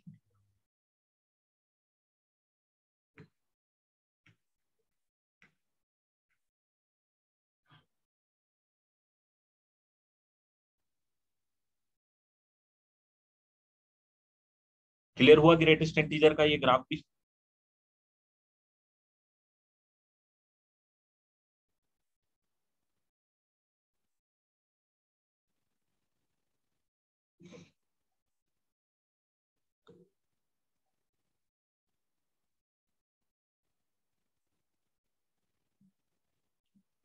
चलो एक और क्वेश्चन में ग्रेटेस्ट इंटीजर का कराता हूँ प्रॉपर्टीज के पहले।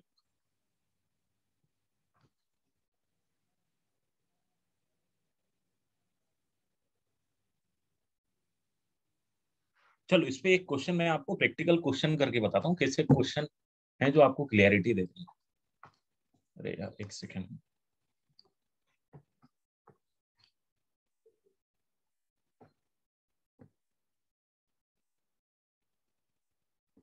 मान लो यही क्वेश्चन मैंने आपको दे दिया कि greatest integer of X square, greatest integer of X square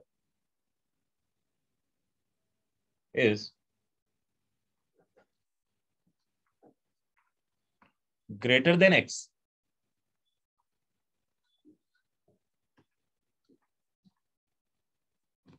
ये क्वेश्चन है मान। तो अब इसको सॉल्व करने का आपके पास दूसरा तरीका नहीं है, दोनों ग्राफ से तरीका। याद है अपन ने ग्राफ से ट्रिगो इक्वेशन में भी क्वेश्चन किए थे। जब हम क्या करते थे, मैं बोलता था यार एक जगह ट्रिगो आ गया, एक जगह एलजेब्रा आ गया, कैसे करेंगे? तो ग्राफ बनाना पड़ेगा, यहाँ भी ग्राफ बनाना पड़ेगा। ठीक है, अब ग्राफ बनाना पड़ेगा तो ग्राफ कैसे काम करेगा? तो आपने greatest integer of X square का तो ग्राफ बनाया ही, अभी बनाया था,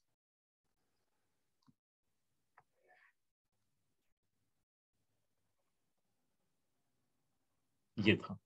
ठीक है, मान लो यहाँ पे मैं 2 मान लेता हूँ, ये 2 था, यहाँ पे 1 था, 1 पे आउटपुट आपके पास 1 था,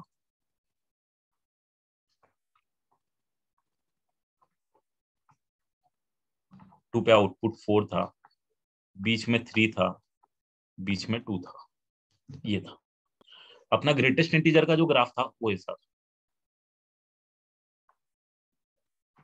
यहाँ पे एक √2 आया था, यहाँ पे एक √3 आया था।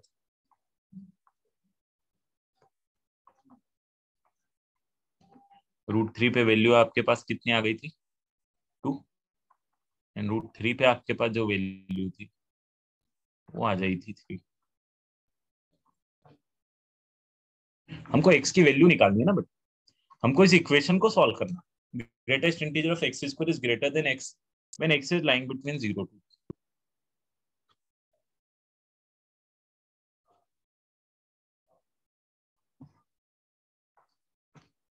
कि फाइंड x 0 से 2 के बीच। तो ग्रेटेस्ट इंटीजर का ग्राफ तो हमने ये बना ही लिया।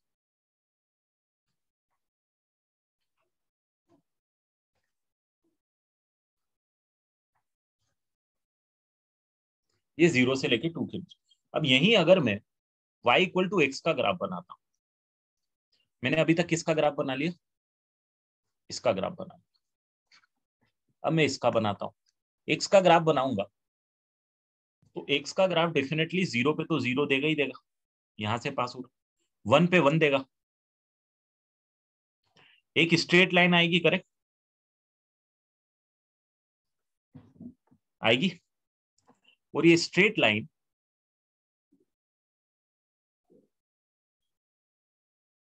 ऐसे निकल जानी चाहिए। क्यों निकल जानी चाहिए? क्योंकि √2 पे जो वैल्यू है, √2 पे इसकी कितनी वैल्यू आनी चाहिए जरा बताओ तो। √2 पे कितनी वैल्यू आनी चाहिए एक्स की? √2 ही आनी चाहिए। और √3 पे कितनी वैल्यू आनी चाहिए? तो ये जो पॉइंट ऑफ इंटरसेक्शन यहाँ पे रहेगा,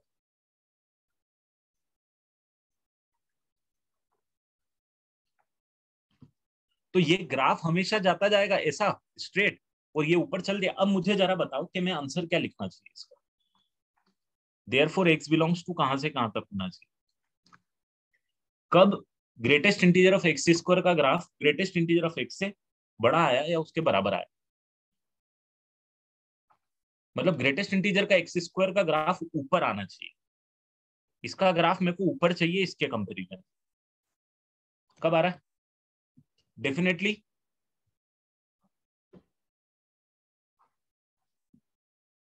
नहीं, 1 to infinity आ रहा है क्या?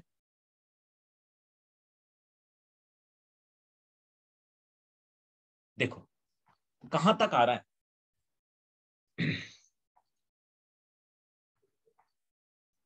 यहां से चालू हो रहा है ना रेड वाला ग्राफ। रेड वाला ग्राफ ऑरेंज वाले ग्राफ के ऊपर कब आ रहा है ये बताओ मेरे को, किस एक्स के लिए आना चालू होता है? अरे भाई इस एक्स के लिए देखो, √2 के लिए रेड वाला ऊपर आ गया और ऊपर है √3 तक, और फिर इसके बाद भी ऊपर है, यहां भी ऊपर है, और एक यहां पे बराबर आया। इसके अलावा रेड वाला नीचे है। मेरे को रेड वाला ऊपर चाहिए ना, क्योंकि रेड वाला ग्रेटेस्ट इंटीजर का ग्राफ है। तो मेरे पास एक्स क्या आंसर आएगा? आप बोलो कर्ली ब्रैकेट 1 ले लो सर, यूनियन √2 से चालू हो जाओ सर, √2 से कहां तक जाओ? 2 तक चले जाओ सर अभी तो, क्योंकि अपन को निकालना तो इसी जोन में ना। तो आप ये √2 पे देख लो, ये पूरे जोन में, और ये वाली एक्स की वैल्यू, ये इतनी एक्स के लिए रेड वाला ग्राफ ऑरेंज वाले ग्राफ के ऊपर आ रहा है। तो बस आपका ये आंसर आ गया।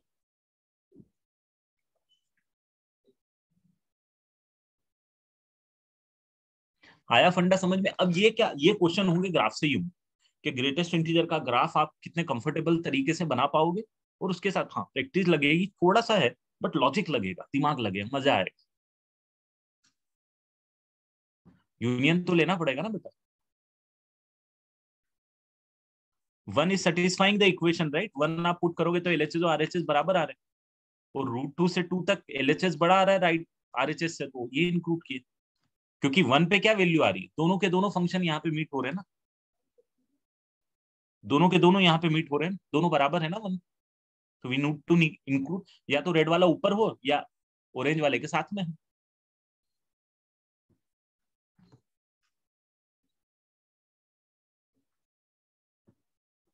तो जस्ट एक एग्जांपल है, इसी को अगर मैं बड़ा कर दूं, मान लो मैं ये कंस्ट्रेंट नहीं देता हूं, नहीं 1 to infinity बिल्कुल आएगा, बट मेरे पास कंस्ट्रेंट ये था ना बेटा, मैंने यही निकाला था, वही मैं नेक्स्ट क्वेश्चन यही दे रहा हूँ।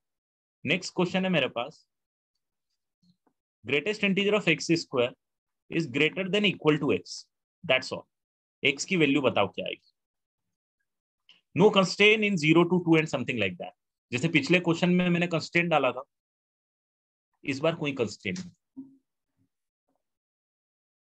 अब आंसर बताओ, -∞ टू +∞, सारी वैल्यूज बताओ।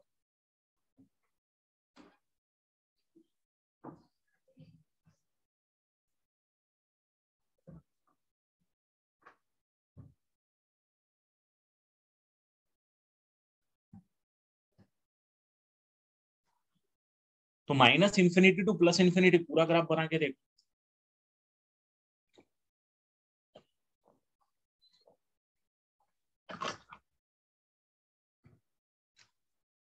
देखो यहाँ पे एक्स स्क्वायर का ग्राफ जो बनता है ना,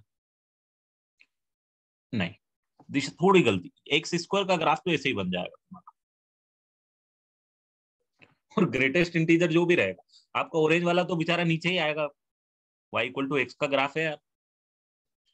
और रेड वाला ग्राफ जो आएगा -1 तक ये आएगा, -1 से फिर यहाँ पे ऐसा आ जाएगा, सॉरी मतलब हमेशा ऊपर ही रहेगा ना, ये तो पॉजिटिव ही होगा यार, थोड़ा सा दिमाग लगा। ये तो हमेशा 0 या 0 से बड़ा ही आने वाला है, क्यों? क्योंकि एक्स स्क्वायर खुद 0 या 0 से बड़ा है ना, तो उसका ग्रेटेस्ट इंटीजर तो 0 से 0² के बीच में ही है। तो डेफिनेटली आपका आंसर क्या आने वाला है जब भी आएगा, आपका जो ग्राफ आएगा वो कुछ ऐसा यहाँ से, मैंने थोड़ा सा आपको यहाँ बना देना है ये ग्राफ, और आपको मैं एग्जैक्ट कर देता हूँ।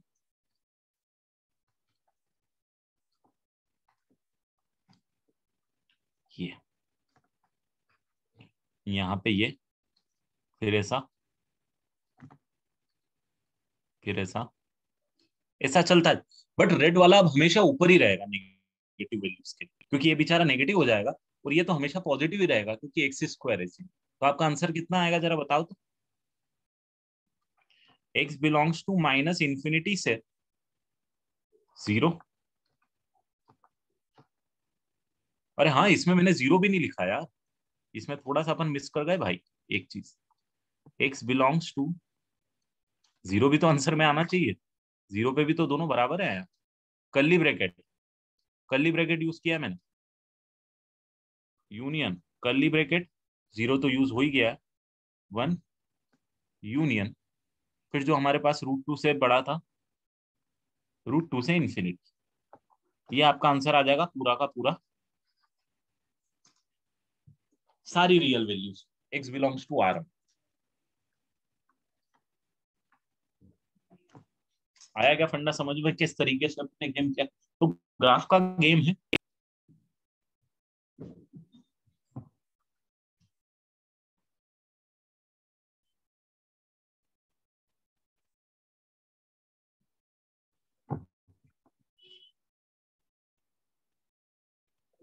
ऐसा क्वेश्चन आपको बुकलेट के 1C या 2A में भी एक दो क्वेश्चन मिलेंगे, पैराबोला और स्ट्रेट लाइन को मिक्स करके।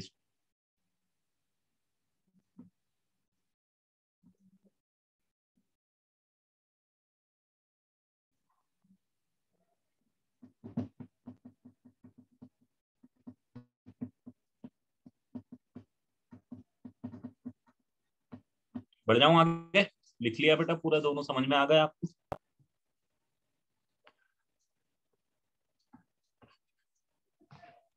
चलो, अब कुछ प्रॉपर्टीज हैं ग्रेटेस्ट इंटीजर की, उनको पढ़ लेते हैं अपन। जैसे greatest integer of x is equal to x if x belongs to z। अगर x कोई भी इंटीजर होगा तो ग्रेटेस्ट इंटीजर ऑफ x के बराबर ही होगा, इसमें कोई डाउट नहीं है। कभी भी कोई भी क्वेश्चन आएगा वेरिएबल में लिख देंगे।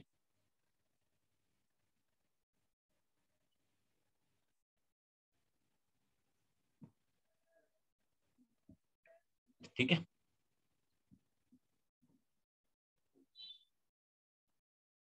और अगर मान लो, ये तो समझ में आ गई ना सबको, एग्जांपल भी ले सकते हो 1 2 3 4 5, तो ग्रेटेस्ट इंटीजर अलग हटा दो, अदरवाइज अलग नहीं घटा पाओ। अब मान लो greatest integer of x is equal to n है आपके पास। ग्रेटेस्ट इंटीजर x की वैल्यू n देके रखी, यहाँ पे एग्जांपल लेते जा रहा हूँ, है ना, यहाँ पे एग्जांपल लेते जाऊँ कि greatest integer of x is equal to 2 है। तो मुझे ये बताओ कि x की वैल्यू कहां से कहां तक होनी चाहिए दोस्तों, जरा बता दोगे?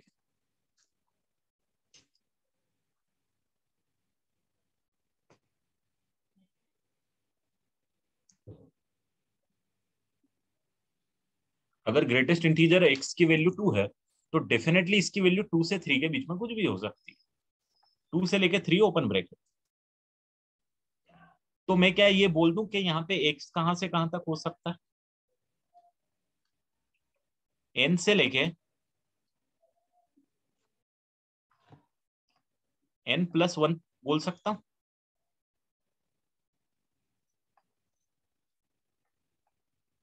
अरे डेफिनेटली यहाँ पे ये कंडीशन जरूर डाल देना, यहाँ पे नहीं लिखता हूं मैं, कंडीशन यहाँ पे लिख देता हूँ। n belongs to an integer, n integer है तो ये कंडीशन बनती है ना। अगर n इंटीजर नहीं होगा तो आंसर आएगा ही, x बिलोंग्स टू 5 आ जाएगा।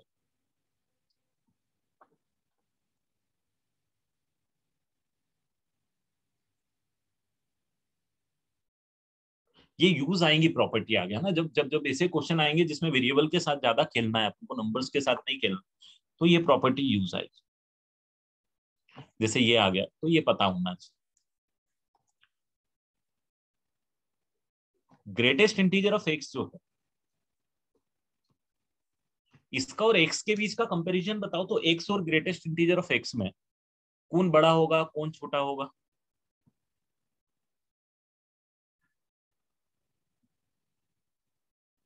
ग्रेटेस्ट इंटीजर ऑफ x के कंपैरिजन में बड़ा होगा छोटा होगा बराबर होगा, क्या होगा?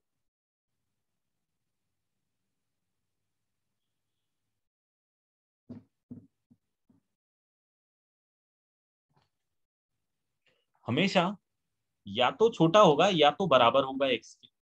जैसे कि ग्रेटेस्ट इंटीजर ऑफ 1.2 इज 1 होता है, तो ग्रेटेस्ट इंटीजर बेचारा वो 1 से ग्रेटेस्ट इंटीजर ऑफ एक्स 1.2 से, मतलब greatest integer of 1.2 is definitely less than 1.2 आ गया है। मतलब जो नंबर है उसका ग्रेटेस्ट इंटीजर उस नंबर से छोटा ही आने वाला है। हमने डिफाइन ही यही किया हुआ, बराबर आ जाता है जब इंटीजर होगा। अगर एक्स इंटीजर है तो ये बराबर की इनइक्वालिटी होल्ड कर जाएगी, otherwise greatest integer of x हमेशा उससे छोटा होगा, बट हमेशा एक्स माइनस वन से बड़ा होगा। एक्स माइनस वन से बड़ा होगा, ये कंपल्शन।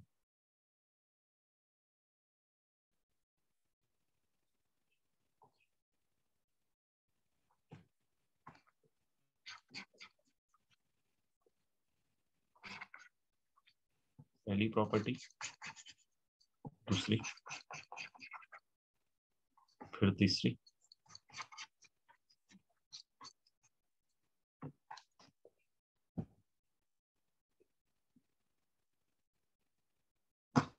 नेक्स्ट इज, अगर greatest integer of x plus n में लिख रहा हूं, where n belongs to any integer value set.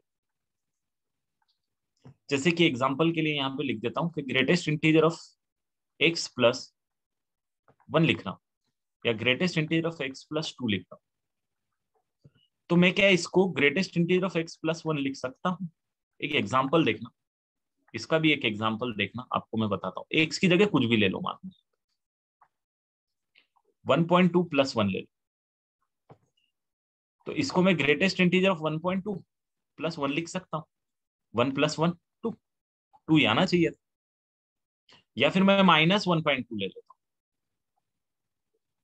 तो मेरा आंसर कितना आना चाहिए? Greatest integer of 0.2 minus one आना चाहिए। तो इसको अगर मैं ब्रेक कर दूं ऐसे ही जैसे मैंने अभी किया, तो माइनस टू प्लस वन मिलके फिर माइनस वन।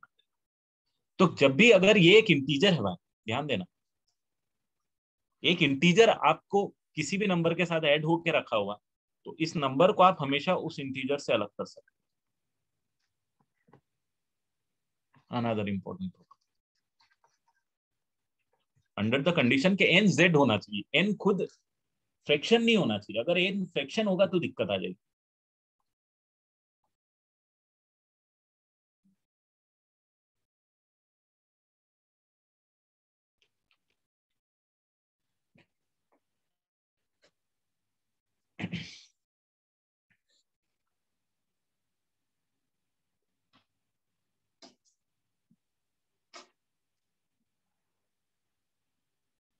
ठीक है, आगे बढ़ूंगा नेक्स्ट पेज पे।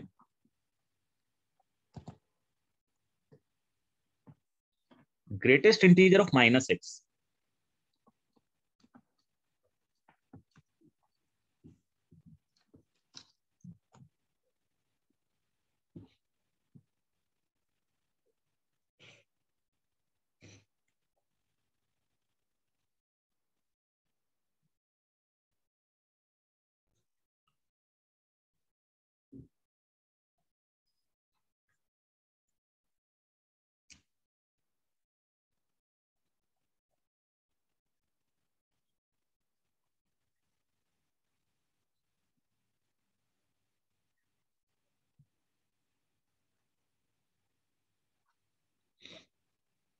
Then greatest integer of minus x, अगर एक्स बिलोंग्स टू जेड है तो कितना होना चाहिए जरा बताओ।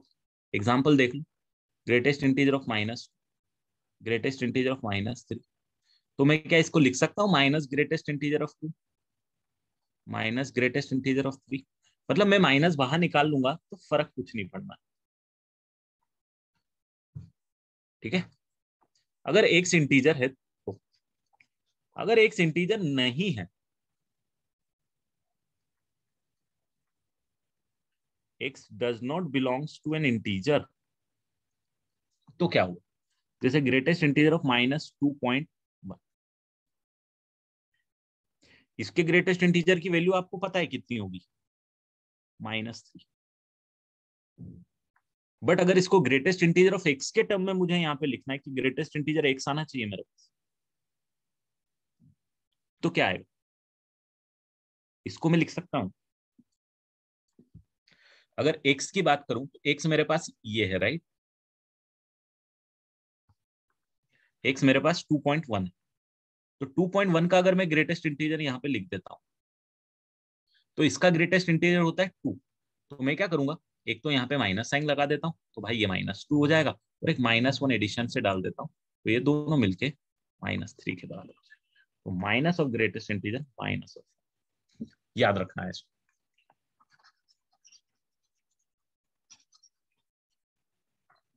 greatest integer of -x is minus of greatest integer of x minus 1 when x is not an integer. If x is an integer, it is only minus greatest integer of x.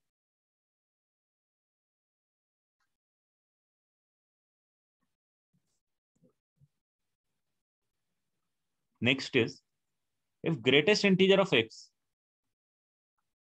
greater than equal to n, where n belongs to any integer, like greatest integer of x is greater than equal to 2, या greatest integer of x is greater than equal to -3, what is x belongs to? x की value क्या होनी चाहिए? So what does this implies? x must belongs between what to what?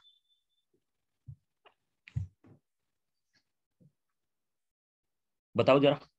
यहाँ पे अगर 2 है तो ये 2 या 2 से बड़ा चलेगा। यहाँ पे ये -3 से इनफाइनाइट तक चलेगा, तो यहाँ पे कितना आना चाहिए, n से लेके इनफाइनाइट तक चलेगा। और यही ग्राफ अगर greatest integer of x greater than n के लिए आ गया, तो क्या रिजल्ट आना चाहिए भैया, आप बता दो। मैं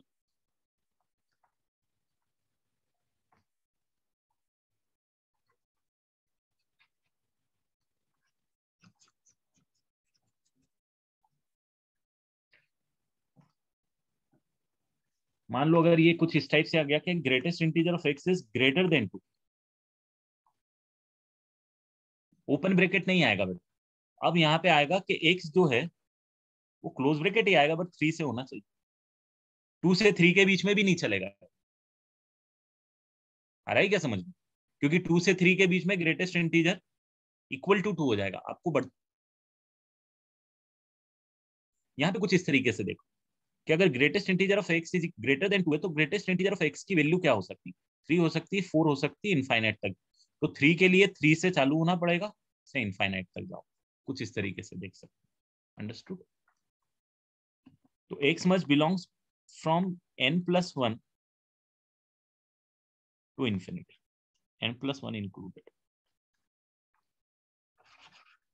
ऐसे दो प्रॉपर्टी लेस देन की भी लिख लो तो जरा।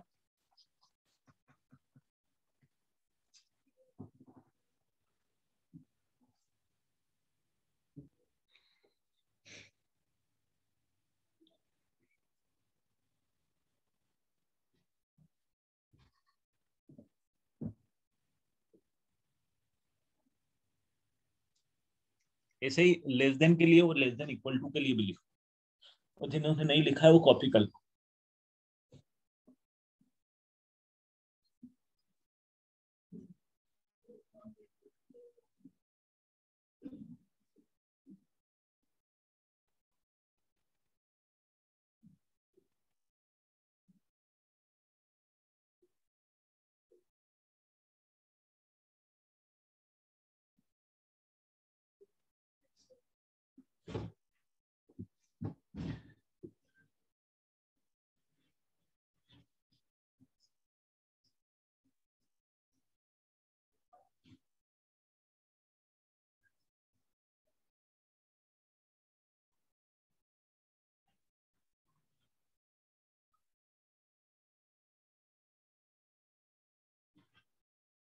चलो बढ़ जाऊं आगे।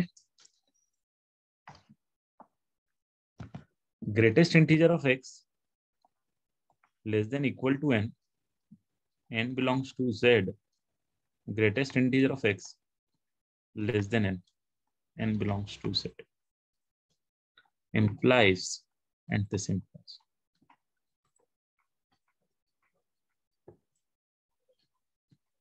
ये कुछ इस टाइप का एग्जांपल कि root x is less than equal to suppose 3, greatest integer of x. So therefore x जो है वो आपके पास आ जाएगा -∞ टू कहां तक आना चाहिए, 4 तक, 4 नॉट इंक्लूडेड। क्यों? क्योंकि सिंपल है कि अगर ये वाली कंडीशन आ रही है तो ग्रेटेस्ट इंटीजर ऑफ एक्स की वैल्यू कितनी आ जाएगी,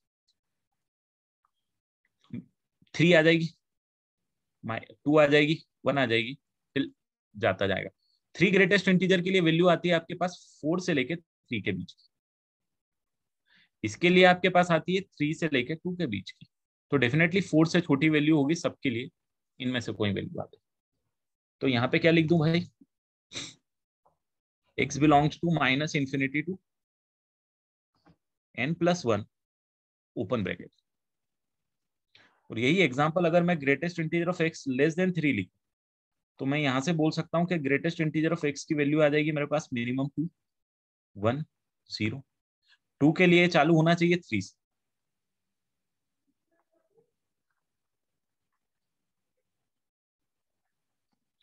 2 से लेके 3, ये आना चाहिए आपके पास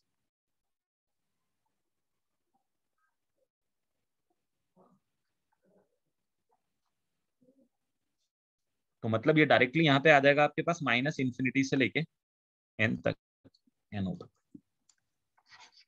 छोटी छोटी सी चीजें, सिर्फ एनालिटिकल चीजें हैं।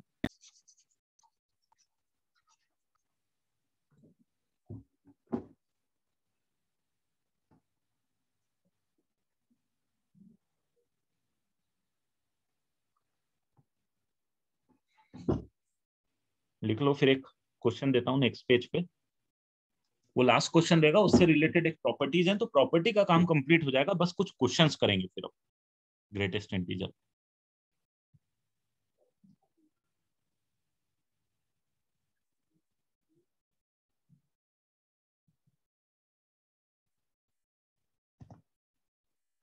सपोज क्वेश्चन है आपके पास 2 +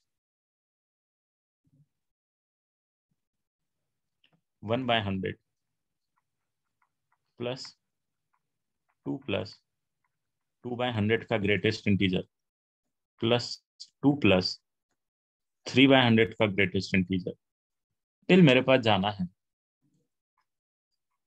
2 + 99/100 का ग्रेटेस्ट इंटीजर। मतलब टोटल 100 टर्म्स है, टोटल नहीं, टोटल 99 टर्म्स है। या ये ऐसा करो, यहां से चालू करो, 100 टर्म्स कर दी। ग्रेटेस्ट इंटीजर ऑफ 2 से लेके greatest integer of 2 + greatest integer of 2 + 1/100 plus 2 + 2/100 2 + 3/100 and so.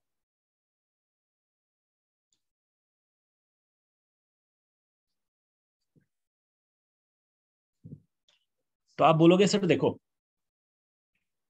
इसकी वैल्यू ना 2 आएगी, इसकी वैल्यू भी 2 आएगी, इसकी वैल्यू भी 2 आएगी, इसकी वैल्यू भी 2 आएगी, बट इसकी वैल्यू ना सर 3 आएगी।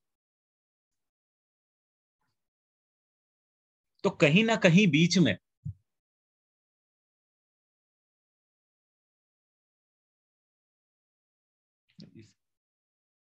एक सेकेंड, अरे ये भी 2 ही आ गई यार, तो क्वेश्चन का मेरा काम नहीं हो पाया। 2.99 हो गया ना। ऐसा करो, इस 2 की जगह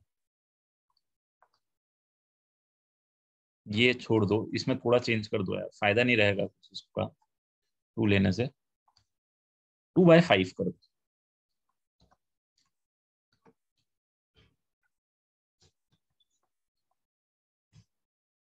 इसको 2/5 करो।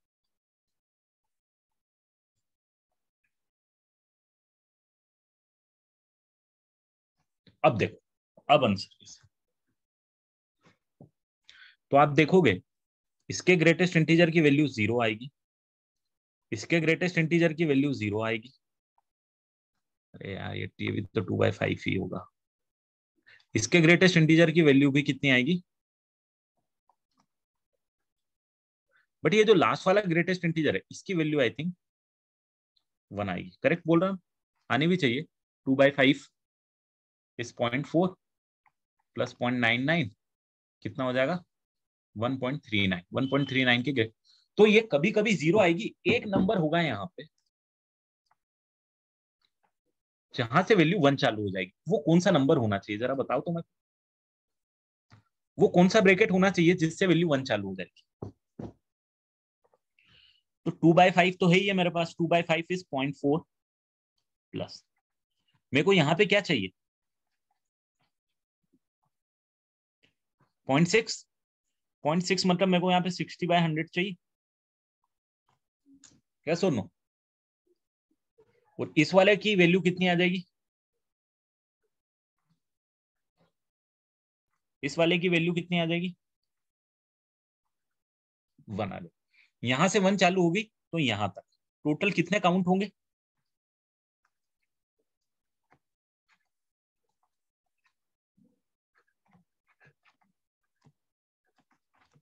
60 से चालू होकर 69 तक जाएंगे, 60 से चालू होकर 69 तक जाएंगे, 60 से चालू होकर 99 तक जाएंगे, माई मिस्टेक। 60 से चालू होके 60 99 कितने टर्म्स होंगी टोटल निकाल सकते हो 40 टर्म्स होंगी। और 40 टर्म्स के लिए सबके लिए 1 1 ऐड करोगे तो फाइनल आंसर कितना आएगा 40 आएगा। ये क्वेश्चन में, ये इस टाइप के क्वेश्चन डायरेक्टली आ चुके हैं पहले वैसे एग्जाम्स में। क्या आपका आंसर कितना आएगा 40 आएगा, क्योंकि 40 ऐसे ग्रेटेस्ट इंटीजर है जो वैल्यू 1 दे रहे, बाकी सब तो 0 दे रहे।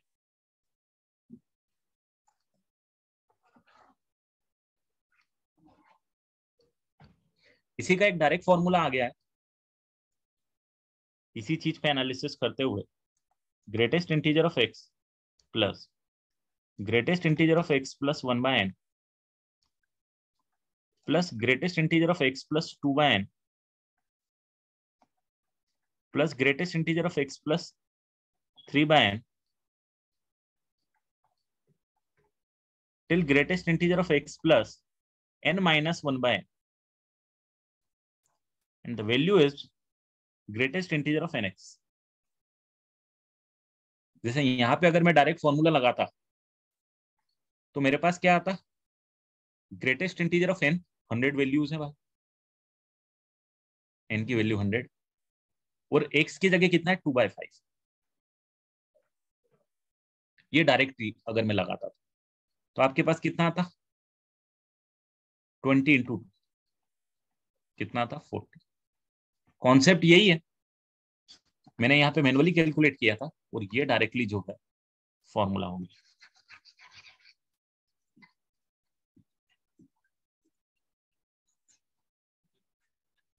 इसी चीज को दूसरे तरीके से भी लिखा हुआ है लोगों ने, वो भी लिख देता हूं अगर कहीं दिखे तो डरना मत, कि यहाँ पे अगर x/n आ गया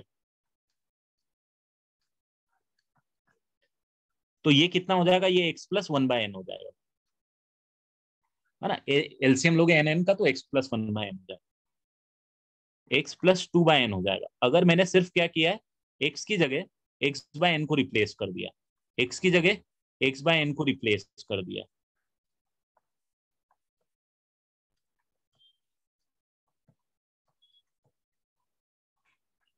तो मेरा आंसर कितना आना चाहिए, ग्रेटेस्ट इंटीजर ऑफ x की जगह x/n पुट किया तो आंसर में थोड़ा सा चेंज आ गया, वो n कैंसिल हो गया तो आपके पास ये बचा। तो दोनों फॉर्मूले सेम है, x की जगह x/n लिखा हुआ है, डेफिनेटली n जो है आपके पास that must belongs to set, in fact natural number.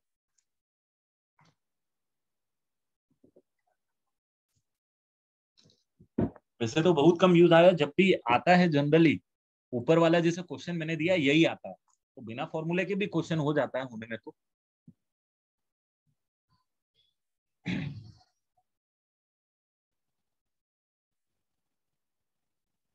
So that's all about the properties which we will be using in questions while solving questions where greatest integer is involved। But questions हैं अपनी दुनिया में अलग अलग हैं, questions के बारे में बात करेंगे। और फिर एक और बहुत इंपॉर्टेंट फंक्शन है इसके बाद जिसको बोलते हैं फ्रैक्शनल पार्ट ऑफ एक्स। ये फंक्शन बहुत हेवली यूज आते हैं आगे, ठीक है।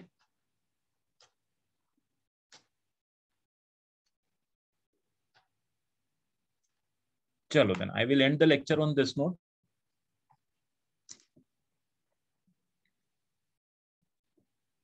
Bye and take care.